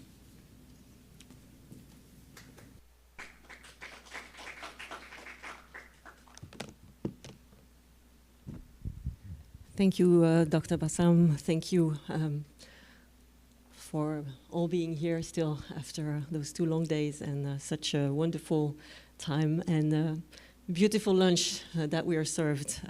So I'm the last speaker of today, and I will try to keep you awake and also keep the time so that we can move to the panel discussion. I will present you actually, so I'm not an AI expert, as you heard, at all, but I will try to give you the publisher perspective, what we're doing right now in publishing. And before doing that, I will give you also more information about who we are at Springer Nature, because you have probably seen in the past years that publishing organizations are changing a lot. And therefore, I thought maybe a little bit of information might be useful. So let me see how that works. Okay, so Springer Nature, a leading global research publisher. So you will often see that there are a lot of different brands, and you often as researchers, you not necessarily know when you submit a paper to a journal, to which organization these journals belong. So here I'm going to try to give you a bit of information about all our imprints and what we publish. So we publish journals and books. So this is something very, very special for Springer Nature. We work in 3 different segments. So the biggest one being research. So we work closely with research academics around the world. A second part is on education, where we also produce products for schools to teach English language globally. And a third segment is focused on healthcare. We also publish a number and produce a number of products for healthcare professionals. But actually the biggest section is really the research section. Springer Nature today is more than 9,000 employees around the world. And we have locations in 40 countries. This is really important for us because working with research globally, we need to be close to academics around the world. In terms of revenue, so we are a big company. 2023, we earned almost 1 billion, 900 million, big numbers, euros, and in 2024, of course, it grows. But more importantly, as a company, we are really founded on more than 180 years heritage. It's really a trusted brand and respected brands focusing on delivering trusted content to advance knowledge and education. Springer Nature as a company was actually created in 2015 by the merger of Macmillan Science and Education and Springer Science Business Media. So it's we are celebrating our 10 year of existence together, an important year for us. And to celebrate that, actually last year, it's the beginning of the celebration, we got listed on the Frankfurt Stock Exchange, and therefore actually the official headquarters now of Springer Nature is in Berlin in Germany. And believe me, Berlin is not the biggest hub we have in the world. So if we just look at research, and I mentioned this is really the biggest area for us, actually it generates 72% of our revenue, so it's really big. And just looking at the numbers, in terms of numbers of manuscript that we handle, we have to deal with more than 1,800,000 submissions a year, and that delivers actually only 420,000 articles a year, so that you can see that from all the submissions we receive, only roughly 23% get actually published. So there is a lot of work done in the background. We are also very conscious about our role as a publisher. If we publish content, it's to be read, and therefore downloads for us are very important. And last year we were able to receive more than 3 billion downloads for all our content. The books program continues to grow. Actually, we represent roughly a quarter of the academic books distributed globally. And every year we publish roughly 13,000 books in all disciplines, of course. And all this cannot happen without the whole research community that we collaborate with globally. And today, basically, it's dealing with academic editors. We are reaching almost 100,000, actually, academic editors that we deal with within our journals and books. And also, it represents 750,000 reviewers. So, and the numbers keep growing with the number of journals also developing. So this is just to show you, the size of the organization, but also the size of the relationships that we have globally with the academic world. So as an organization, we are split basically in 4 specific pillars. And again, this is just to show you and maybe explain how different some journals can function. So the first big pillar is Nature journals. So historically, Nature has very high quality, highly selective journals.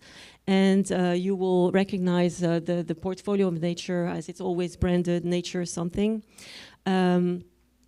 It contains both subscription type of journals that we call now hybrid, or fully open access journals with Nature communication. And it is a big name, but it is roughly 60 journals. And in terms of output, it represents 17,000 roughly publications a year. The biggest section and output is by far the Springer journals. It is a very diverse portfolio and also historical, just like the Nature one. We are both present for almost 2 centuries. And so in terms of diversity, again, it's really covering all the disciplines.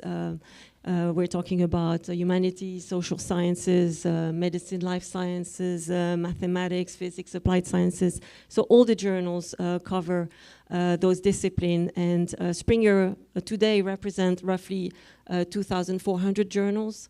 And almost 300 nowadays are fully open access. And as you can see, in terms of output, it's 320,000 publications, so far bigger than Nature.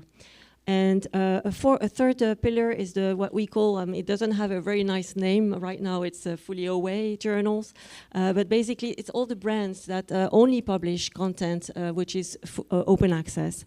So the bigger one is actually BMC, Biomed Central. And actually the interesting thing about Biomed Central, it was the first publisher that started publishing open access journals in the early 2000s. And in 2006, actually Springer acquired BMC, and that was the beginning of the journey of Springer publishing open access. So we have been a very early pioneer for open access. And because of this series of journals in open access, we are really pushing, and it's a strong strategy to make sure that our content will become open access in the future. In 2025, our objectives was to have at least half of our content open access, and we have reached that already. Yeah, there is still more to achieve, and we will see a bit later how we do that. And so the fourth pillar is the books. Again, very important, as also historical. There are three major brands for books. One is Springer, so which covers pretty much all disciplines, and we have also Palgrave Macmillan, who is really focused on the humanities and social sciences, and A-Press, which is more focused on computer sciences and the professional market for developers. Just the picture of so where we are and how we are distributed around the world. So historically, Springer Nature is very European. So that's the reason why most of our colleagues and our hubs basically are based in Europe. But the second hub actually is in Asia Pacific with almost 3,000, it's always growing, colleagues. And the biggest location in Asia being, of course, China and India. And you have also a big hub in North America, also there for historical reason, and of course because research is very strong in North America, also Latin America and Africa. Africa looks very small in terms of presence, but again here it's an area where we are looking into growing a lot. Together, let me check if that works. No. So we are here in Saudi Arabia, and you see Saudi Arabia is also a gray area, so with no official presence of Springer Nature. But we are expanding actually, and we are looking at opening offices in the northern parts, both of Africa and the Middle East.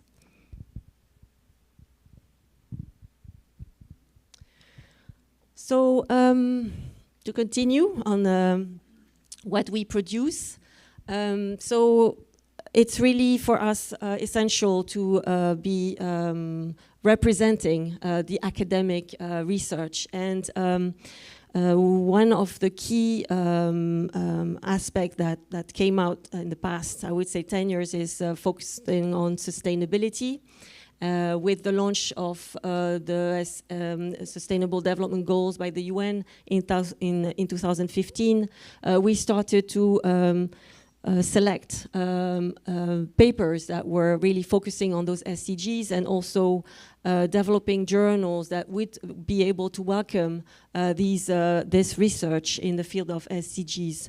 And since 2015, we see the growth of publications on that topic. We also see the growth of citations in those topics, which are highly multidisciplinary and not so usual in terms of how to look at them. So we are very proud and happy to see this development and to be able to answer the demand of researchers in that field.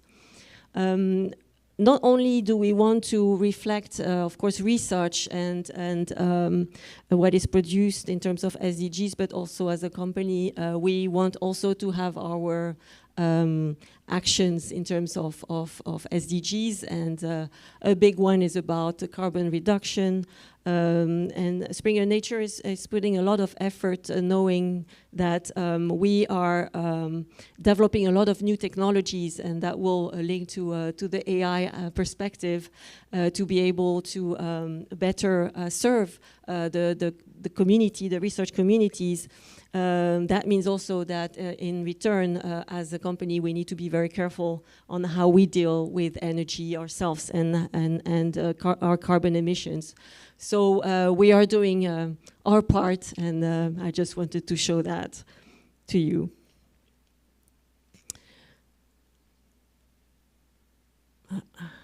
Should be moving.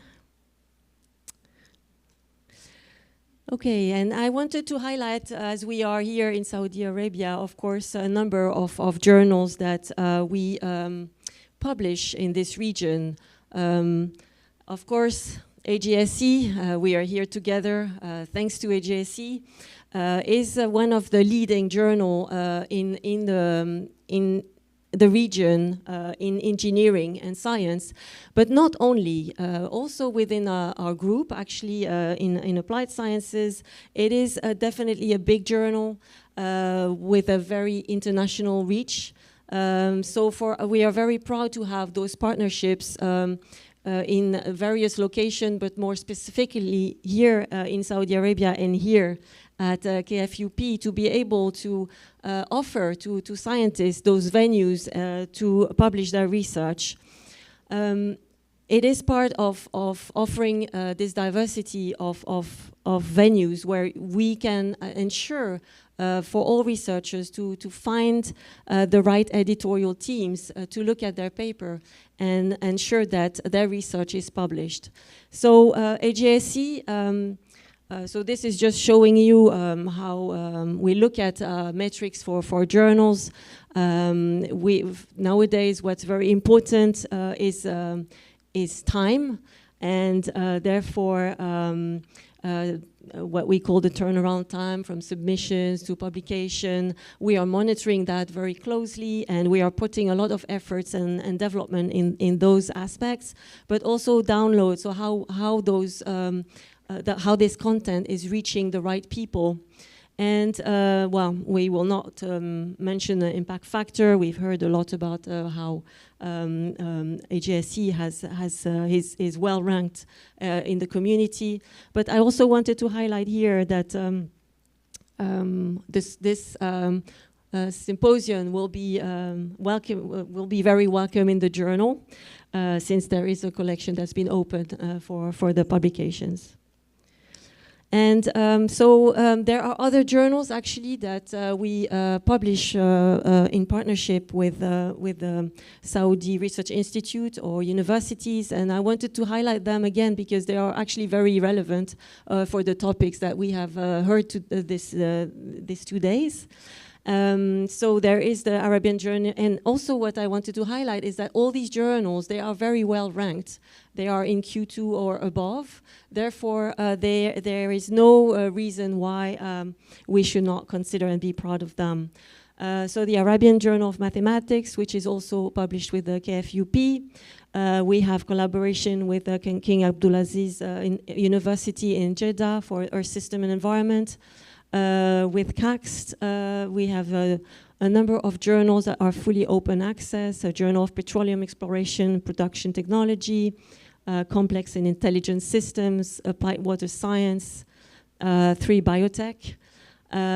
We also have a collaboration with the Al Quram University for a number of journals, one on applied science. And more recently, we have a partnership with King Saud University in Riyadh on a number of journals, including computer information science, engineering sciences, and agricultural sciences. So all these journals are relevant basically for what we have discussed today, in the past 2 days. And these are other journals also that we publish with the Saudi institutes. And again, just to give you some examples of those kind of okay. So now that we've seen who we are, and I'm not going to go too much into detail when it comes to applied sciences because I'm definitely not a specialist. But I want to share with you why we are involved and why we are developing these tools. First, as you've seen the numbers, so these numbers require tools to make sure that we are able to communicate, we are able to share content. I am actually coming from the generation that had no computer at university, and therefore I've seen the evolution of technology. And oops, sorry. And so clearly this evolution has impacted a lot publishing. When I started working at Springer Nature in 2011, that's exactly when also AJSE joined Springer Nature. Actually, we were just coming out of print. So we were just starting to digitize all our journals, and having electronic submissions was just beginning. And I really saw in the past, so 15 years almost, the whole evolution of moving from submitting a manuscript by letter, having it typesetted on a type machine, and to today where everything is done electronically and we hardly type anything. So why does it matter? Yeah, it's really for us essential to be able to share this knowledge in a trusted manner, just like we have done it for the past 2 centuries almost. And it is very important also that we are able to curate this information. It's really information that's essential for academics to improve knowledge and find solution for the future. So therefore, technology is really in our DNA, sort of speaking, as we cannot do without it. And it is our mission also to work on solutions that will really advance discovery. So I'll just move on and show you a little bit the importance of technology within Springer Nature. So I mentioned we are 9,000 employees roughly, and actually 1,000 of them are only focused on technology development. And we have basically two big groups. One focusing on general technology, looking at the user experience, so you authors, editors, readers, we need to improve your experience constantly across all the platforms, the products that you receive. And there is another group who is really focusing only on innovative solutions to enable our products to be delivered faster, for example, for authors to be able to submit faster, for reviewers to review faster, for the whole process to become faster but trustworthy and done in a responsible way. So we have currently 10 locations where all our technology teams are working. And again, for us, it's very important that these teams are spread around the world so that they can be closer to our editorial teams around the world, but also the communities around the world. So we found For example, the artificial intelligence labs in particular, which are the most recent development within Springer Nature, you find them in the Netherlands, in Groningen, in Pune, in India, so in Lisbon, in Portugal, in Heidelberg, Germany. And the rest will be more focusing on technology.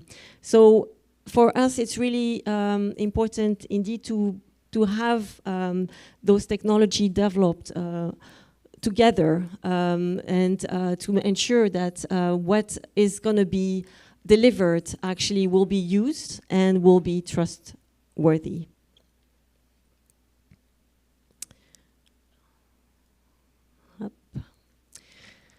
So the technology, I mentioned, so there are various areas where it is really essential, so making our content more accessible.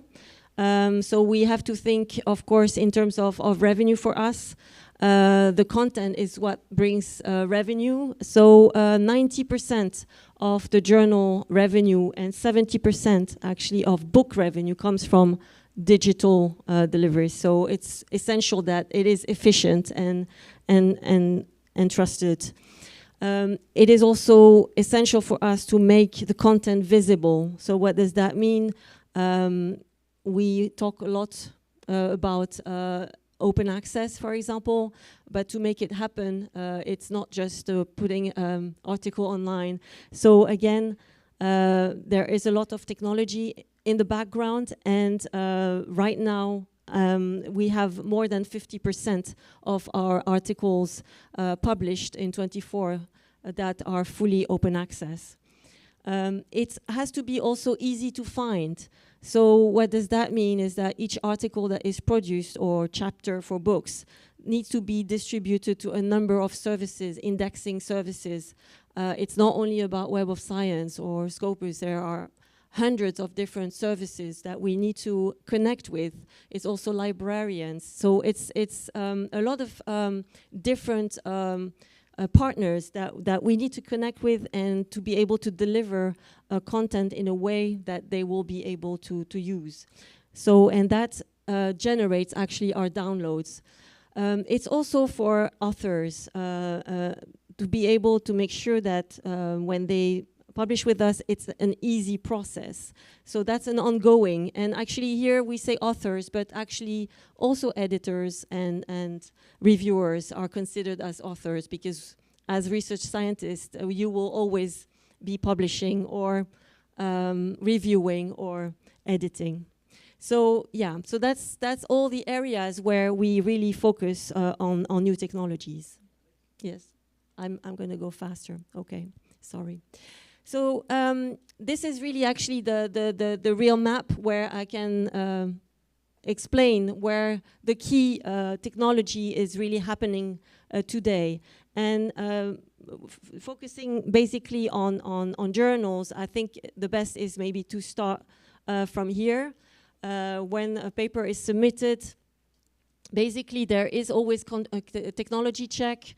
We want to make sure that papers that are submitted are real submissions and not fake papers. So we have developed a number of tools to validate that. During the peer review process, we also have tools that we have developed to find reviewer faster. When papers are rejected because they don't match the quality of the journals that was originally selected, we have also tools that enable transferring those papers to more relevant journals within Springer Nature. And final but not last, the typesetting is totally automated nowadays. We are able to typeset without hardly human intervention. Of course, there will always be next steps for checking, but this all workflow enables to go really fast.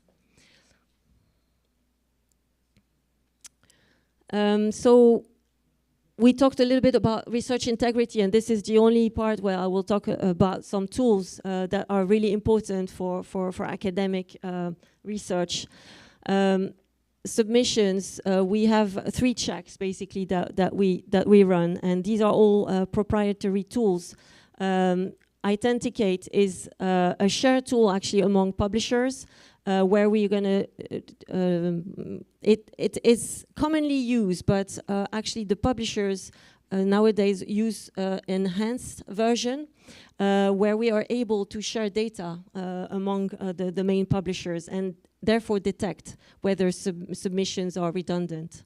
We also have tools to detect AI generated articles. So it is something that you will not see when you're a reviewer, because these articles will be rejected before they reach the editors.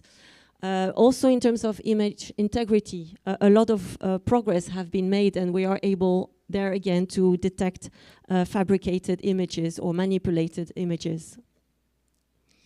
And all these get rejected before they reach the editor-in-chief, basically, for evaluation.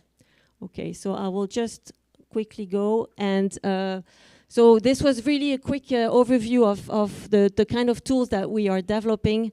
But what I wanted to highlight also is that publishing is really about human relationships. In research, we have to partner. Why do we publish research? Is to be able to collaborate. And I wanted to thank you for your attention and also show you my team, which is also there to support you. And we will continue to work with you in the future. Thank you.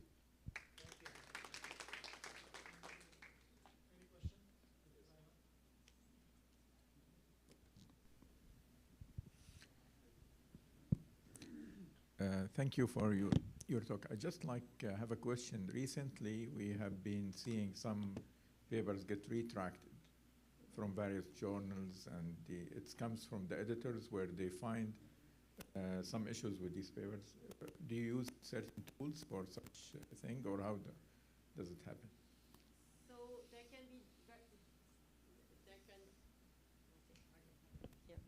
there can be various reasons for retractions. I guess what you're referring to is not mistakes, but fraudulent submissions or bad actors trying to rig the game, basically.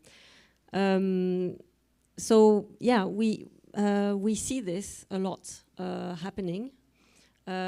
We have developed a lot of tools that are in the recent, I would say 3 years, there's been a lot of progress to look at how papers can be manipulated. For example, AI generated content. We made a lot of progress, and we are able to detect also looking backwards whether we have published indeed content that should not be distributed. And publishers are making a lot of effort to correct that.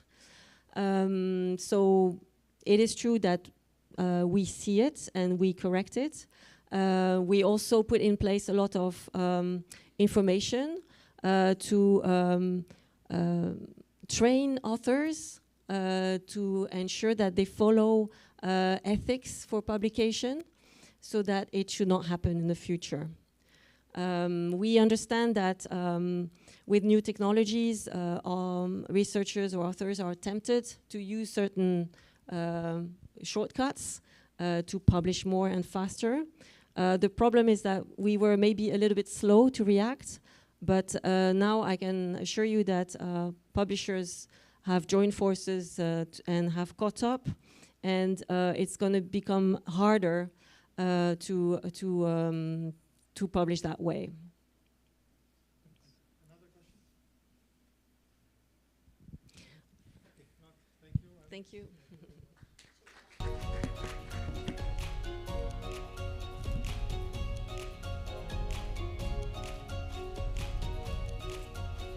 Okay, so thank you. By this session is end, and now we have next the panel session. Just a few minutes to set up. Okay, the chairs, please be with us, and we will start the panel session. Okay, thank you again.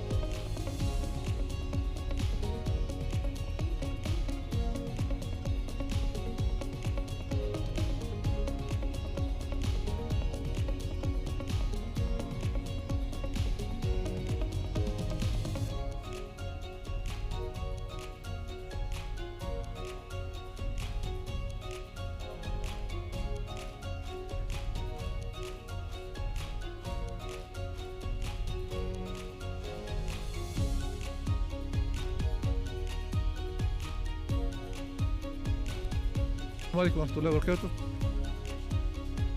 I would like to welcome you to this panel session. I would like to invite Professor Ghassan, Professor Haytham, Dr. Manal, and Professor Stefan to the stage.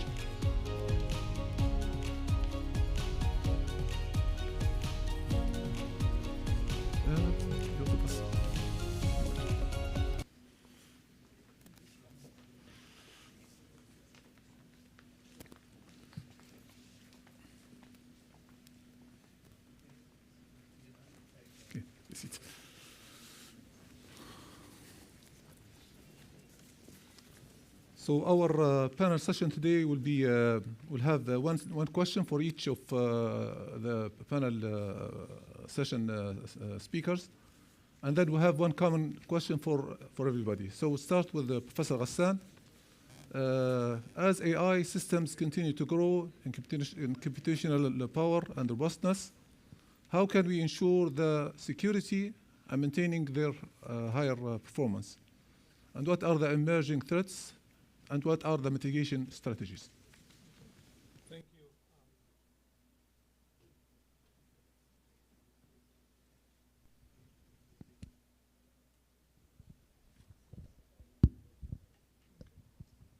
Yeah, so thank you for the question and thanks for organizing these 2 days. So I think this has been an amazing experience. So I think as we have seen, it's really how can you trust the performance or the output from these AI models and systems? It's very, very important. I think we have seen a lot of examples across many different applications the last 2 days. And yes, we have some performance, but also the key word that really showed up today's, for example, presentation especially, is how can we really protect these systems against adversarial attacks? So there is trust in the AI output. There is adversarial attack detection. And this always be the case. Like in security, this is like whoever is working in security is really their job is secured, because every time you come up with an algorithm to really detect an adversarial attack, the attackers will develop something more. So, but this will always be the case. But I think we have been lacking in tools that can be used across the board to really kind of give you a quantification of how much you trust a certain AI model on a certain data and their performance, to have an assessment of that performance is really trustworthy or not. So I think there is a space to really innovate in that case. So method of mitigations? What do you mean? Mitigation of security threats. How can we mitigate these? Yeah, so like in my case, like in computer vision, for example, in the case, what we have to do is, can you enable the AI model to know when it doesn't know, right? So that is one of the key things, because AI models are really designed to always make a decision regardless. So it's very, very important to empower, to really enable the system. And there are different components. Some of them has to do with the data itself, the input to the model. Some about the AI itself, how it reacts to the data, right? So these are two things. So uncertainty has part of it, but I think there is more work to figure out how we can really enable the AI model to know when it doesn't know. Okay. Thank you, Dr. Hassan. Dr. Manal, how can AI contribute to achieving the goals of Vision 2030 by creating more sustainable future across domains such as mobility, smart cities, and power systems? Yeah, thank you for inviting me for this panel. It's an honor to be here among this distinguished panel members. So reflecting on the presentation yesterday about Vision 2030 and how AI plays a major role in that vision in order to diversify the economy and become a digital economy first nation. AI can help in the smart cities in many ways. Imagine if we have a connected city with respect to data and infrastructure. Then these data can allow us actually unlock the potential to predict a lot of things: water consumption, water demand, power consumption, power demand. Even with agriculture, water consumption for the agriculture, yield a lot of predictions. With respect to traffic, we had a couple of very nice presentations about smart cities and traffic management, waste management, you name it, crowd management. In areas like Al-Haram, for example, here in Saudi Arabia, we need to do a lot of effort in that smart city concept for crowd management and not just the traffic. So AI will play a major role if we have a connected infrastructure with a layer of connected data. Then AI will do magic on top of it. It's really unlocking the potential of becoming a data-driven economy and a data-driven nation.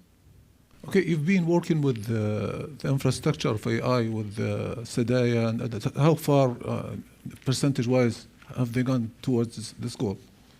So it's very hard to have a percentage. Also in the yesterday presentation, we highlighted that Saudi Vision 2030 wants to have almost 17 smart cities in the region.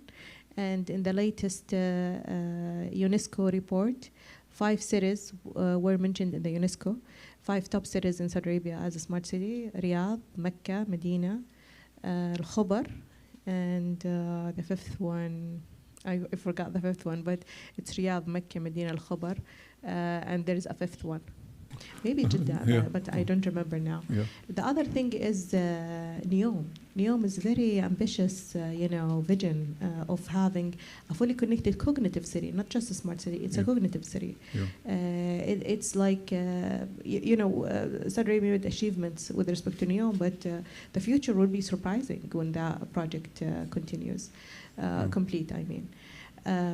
So in general, there is a role for AI to play, and especially in the vision. The vision is actually, Saudi Arabia has a very ambitious vision to be a leader in the AI, nationwide and globally as well. Yeah. So it's really, I see some effort happening. Spending the infrastructure in the cloud, the IoT, and the AI, there are some investments happening. Thank you, Dr. Manal. Professor Stefan, what are the most promising applications of AI in transportation systems and sustainable mobility that can be integrated with the vision of 2030 for the Saudi vision? And can these systems be scaled globally? Very interesting question. Thank you to ask it. I'm not sure. The answer could be quite long. First, I may split my answer in 2 parts: short term and more long term. Short term, I think we have to change our mind about mobility and move to something which was presented yesterday by Professor Ansar called mobility as a service. So here we don't have to see AI as a goal to be reached, but as a tool to be used for mobility.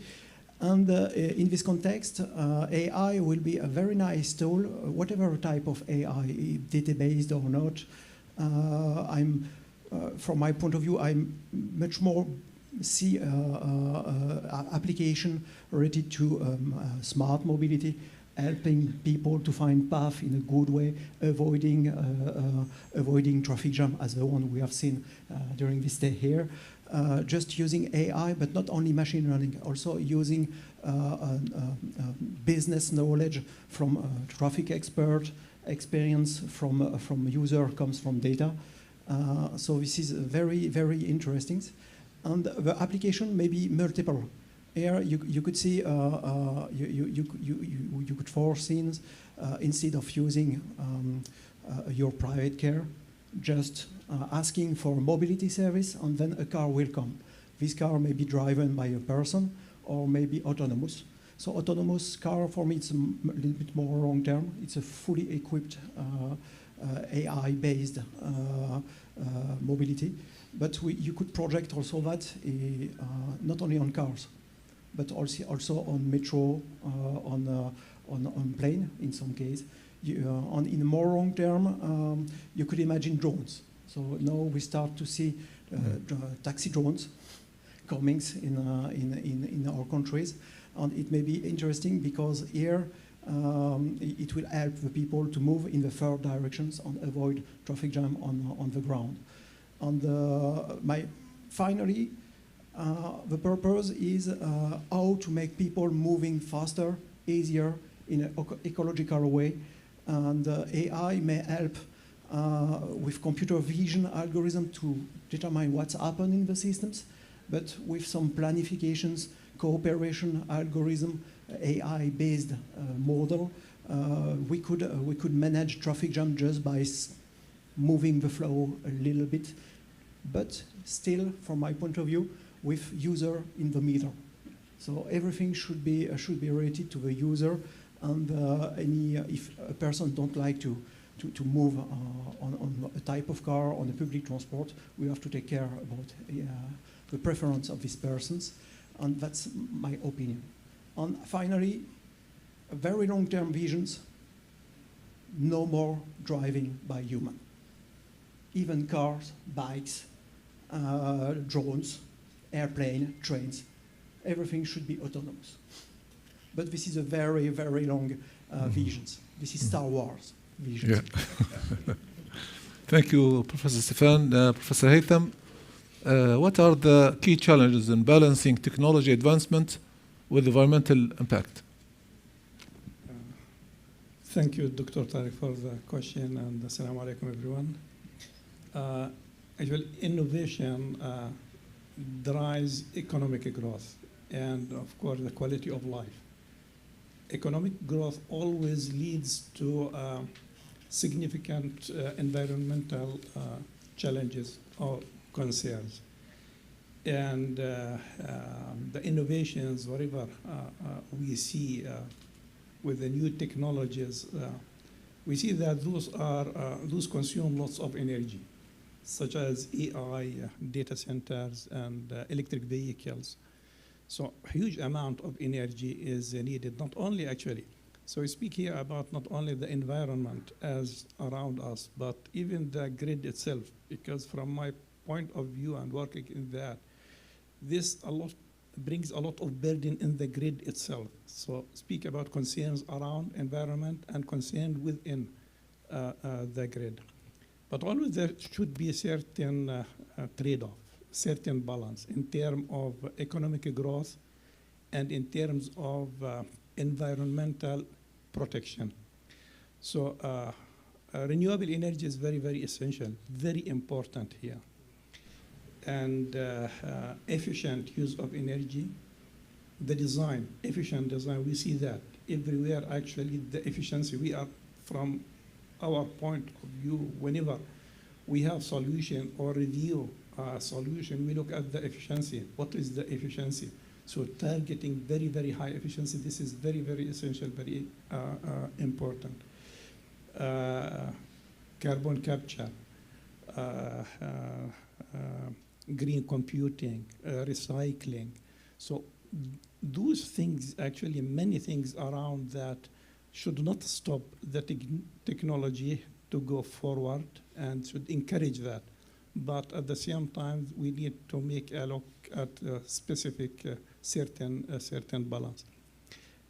Also an example actually of EV, electric vehicles, the battery, for example. In the electric vehicles, the batteries, when the efficiency goes to around 70%, no more being used. But those can be used for grid support. So reusing, recycling, designing for sustainability, even wind turbines, now going for very large wind turbines. At the beginning of 80s, 50 kilowatt wind turbine was a big burden on the grid. Now 14 megawatt wind turbine is grid supporter. But also the design itself, the operation and the design. The design going for improving the efficiency and reducing the material usage. So this is very important here. The design, the technology going forward, and how we deal with the environment around us in parallel. Thank you, Dr. Haytham. There's one question for all. Okay, what unique opportunities does the kingdom have to drive innovation?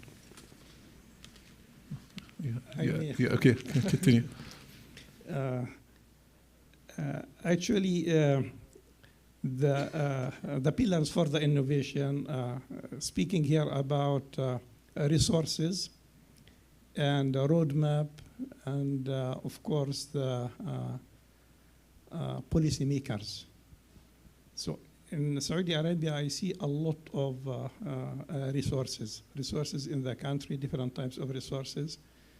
Saudi Arabia looks at human resources, and also it is like a magnet for very, very qualified people from the region for different reasons, including cultural, religious. People would like to come here. So all those are resources for Saudi Arabia. A roadmap is there is very, very clear roadmap in the country. And Dr. Manal explained the Vision 2030 and how there is a clear roadmap for innovation in the country. And speaking about policy makers, the governmental support is very, very evident. So there are mega projects for innovation, and the country is becoming really leading in the AI and in renewable energies, and I see that in the startups actually. Even I was approached to have, because I was looking to have my startup company, and one of the big options was here in Saudi Arabia. So it is known all around that Saudi Arabia is becoming a hub for innovation-driven industry or companies. So there are opportunities. Dr. Stefan, do you want to add something? I would complement the comments of my colleagues here. For me, innovation, it's like a human being. It has two legs. The first one is the foundations, scientific foundations. So it's important for me that in order to have a country innovative, to always back the things related to research lab, just to have good foundations. The second leg is more related to companies, but for me, startups, which are more agile and more dynamics. And for me, it's very important to, from regulations, from funding opportunities, to help collaboration between various two legs to work together, and helping the startup to have access to the research labs, just to have a support from the researchers, and also researchers would like to apply their works in real life. So for me, it's important, and if you would like to, innovation, it should be quick and fast in a given way, but you cannot copy-paste things for innovations. And the only one way we are sure that we cannot copy-paste is to have connections, involved researcher, but again, we don't have to make a separation between computer science and computer engineering. For me, it's the same at the end. We have, this is in Europe, we discuss about technical readiness level. And for me, as a researcher, as an engineer, we have to do job from TRL 1 to 3 research to TRL 7, 8 business. And we need to have regulations helping things to find funds to make happen the collaborations in the country. Thank you. Dr. Wellen? Yeah, actually, they almost cover a lot of areas. I don't want to repeat what they said. I agree with all of it. But I would echo again to the vision. We have Vision 2030, which established back in 2016. It's 9 years now. That vision paved the road on a lot of things like what my colleagues said here, like having an ecosystem for startup, having an ecosystem for investors, bringing the innovation, building the talent and the capabilities here, knowledge transferring, building the research center, localizing the technology. All of us know that AI has bias. It depends on the data that, trained, especially ML, trained on. But when it comes to this region of the world, we have a different culture, we have a different language, we have a different even color, you know. So it's we need to localize the technologies. Bringing those technologies, it's not copy paste. We need to retrain the models based on our data, based on our Arabic language, building the capabilities in-house, having the expert come here to knowledge transfer. So this is like, it's a whole roadmap, and that's actually aligned 100% with the vision. The vision is ambitious, very ambitious in diversifying the economy in Saudi Arabia. The economy, as all of us know, in Saudi Arabia is based on the oil for a long time now. But now focusing on other areas of the economy, how to diversify it based on digital economy. AI plays major role, like there is no doubt about it. All the facilities, even the investment, like if you see a lot of investment even for foreign investment to invest in Saudi Arabia in the digital, in the space of digital, a lot of facilities, like they will get a lot of like from the country, like they facilitate the visas, they facilitate the fees. They don't pay fees for a certain amount of time, certain years, just to bring those investors to come here, invest here, innovate here. So it's a lot.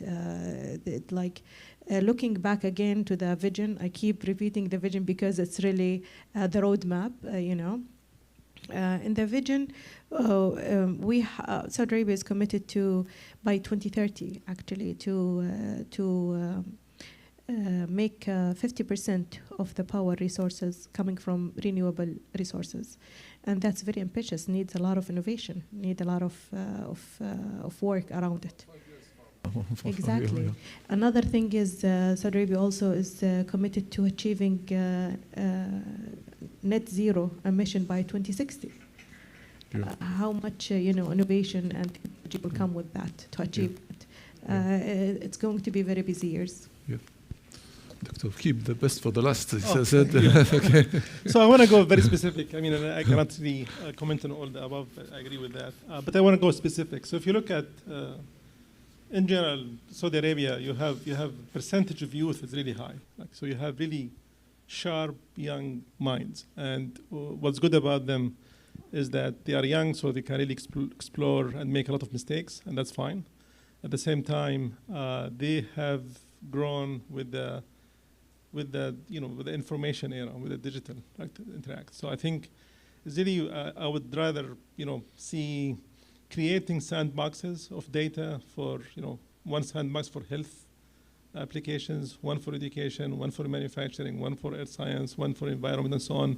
Have some data open, have some cluster, and for this region, right? For Saudi Arabia, yes. And then let really basically kind of have some kind of a reward system for these youth, not necessarily through their education, just like as of curiosity. Let's go and let them innovate. Just give them access to really innovate and try and go. Nothing really more empowering to the youth than give them full freedom with some capabilities just to go and innovate on their own. And I'm talking about high school, college, young graduates. But I think there is an opportunity if you have the data, you have some kind of cluster, compute, and let them some kind of initial education. We have some AI plus X kind of courses in here. KFPM, I'm very sure other schools they have something similar. Yeah. And then just give them, empower them to go and innovate, that have something impactful. That will really be, as Dr. Manal mentioned, it will be homegrown, like something come from here, not being adapted. Yeah. Thank you very much for all the speakers. With that, we conclude our panel session. And we are left with the last session, the closing remarks of the symposium. I would like to thank all the speakers. It was very interesting insights and very beneficial for us. Please, let's have a round of applause for the speakers. Thank you.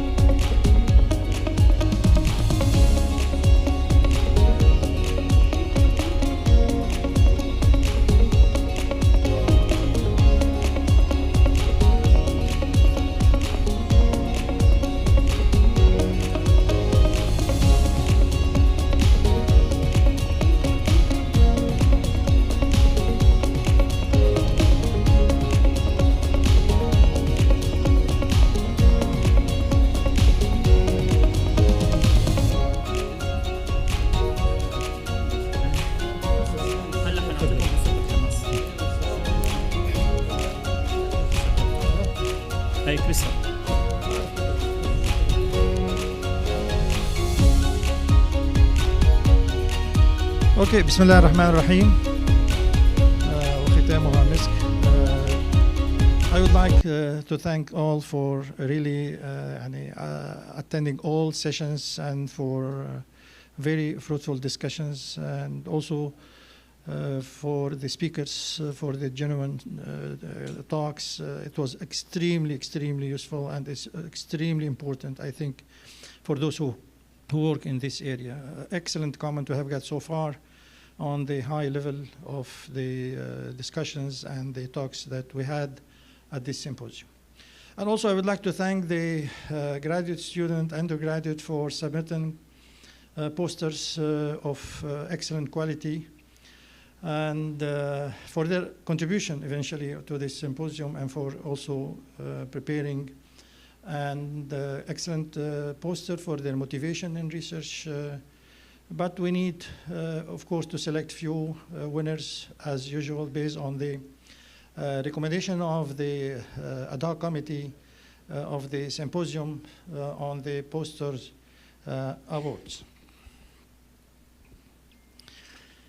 Okay, now we can start. We'll start with the undergraduate student award. So the student who was selected, yes, one. The student who was selected for the award, his name. Suspense. But there, where is the music?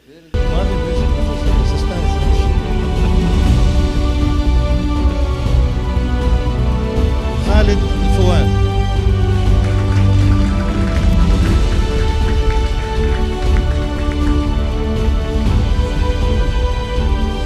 Khalid? He's not here? Okay, so we have one only undergraduate student winner. Now we go for graduate student.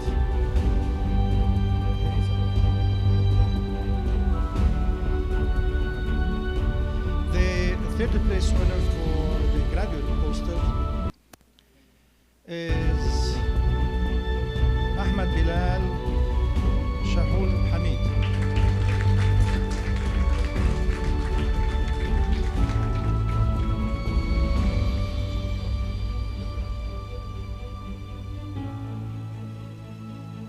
Can you please find out Khalid?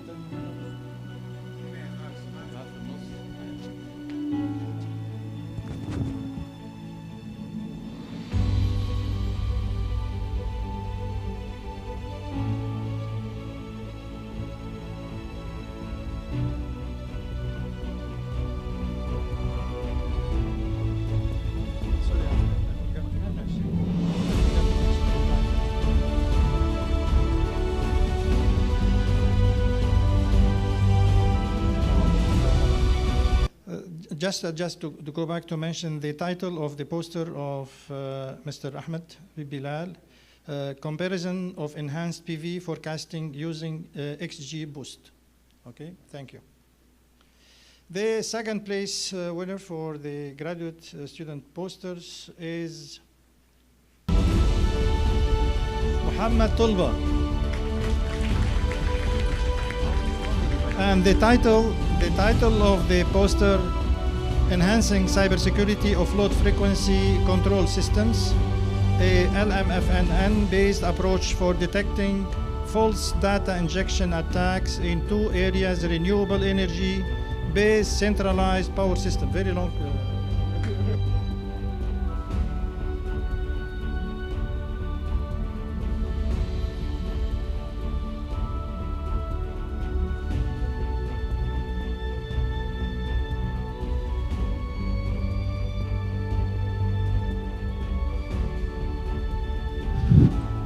Okay, now the winner of the very big prize and the first prize winner of the graduate student title. You will not know. Okay.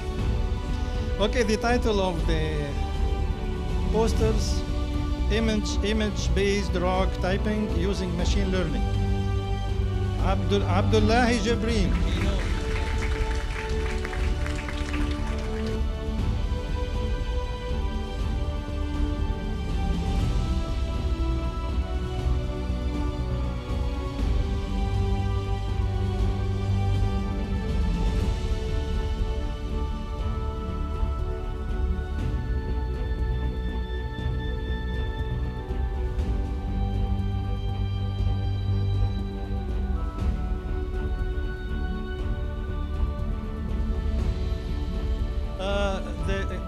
I would like to invite the winners, 3 winners, please. Can you come back here, please? The 3 winners, please. Hello. Can you please come back just so we'll make a... Did you find the undergrad winner or not yet? He's not here.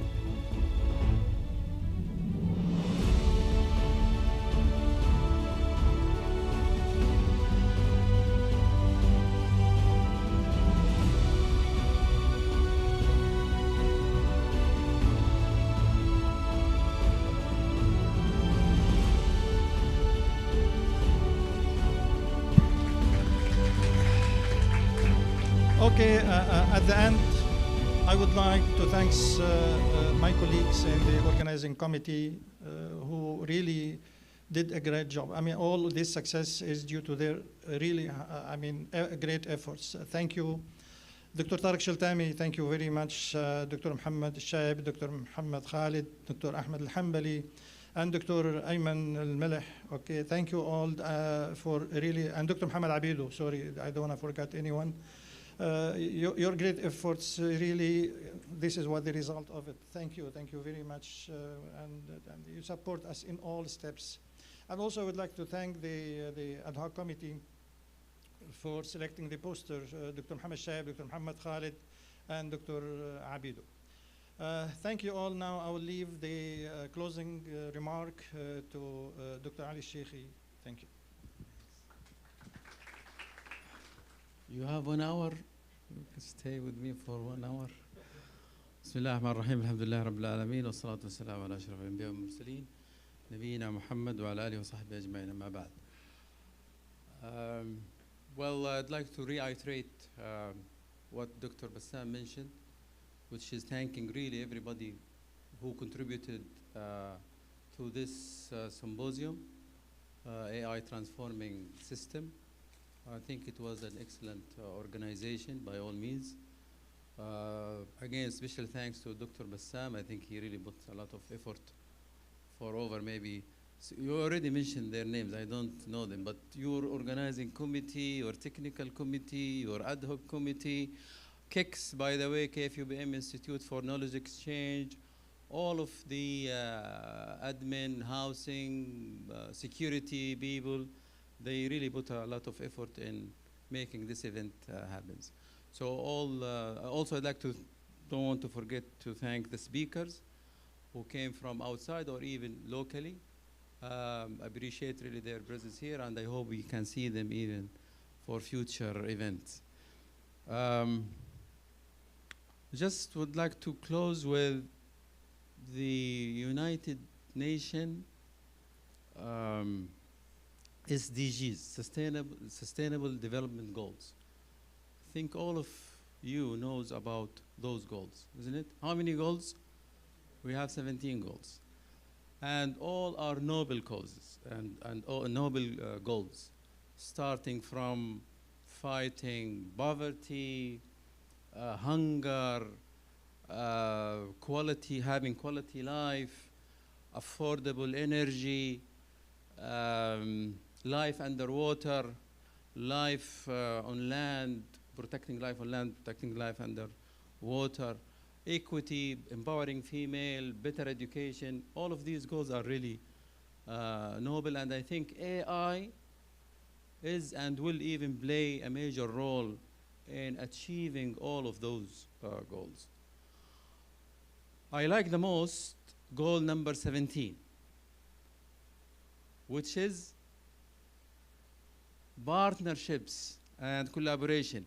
And that's why we have this conference, is really to share together the ideas, collaborate and see what are the best practices for the benefit of achieving all these goals and for the benefit of all humanity in general.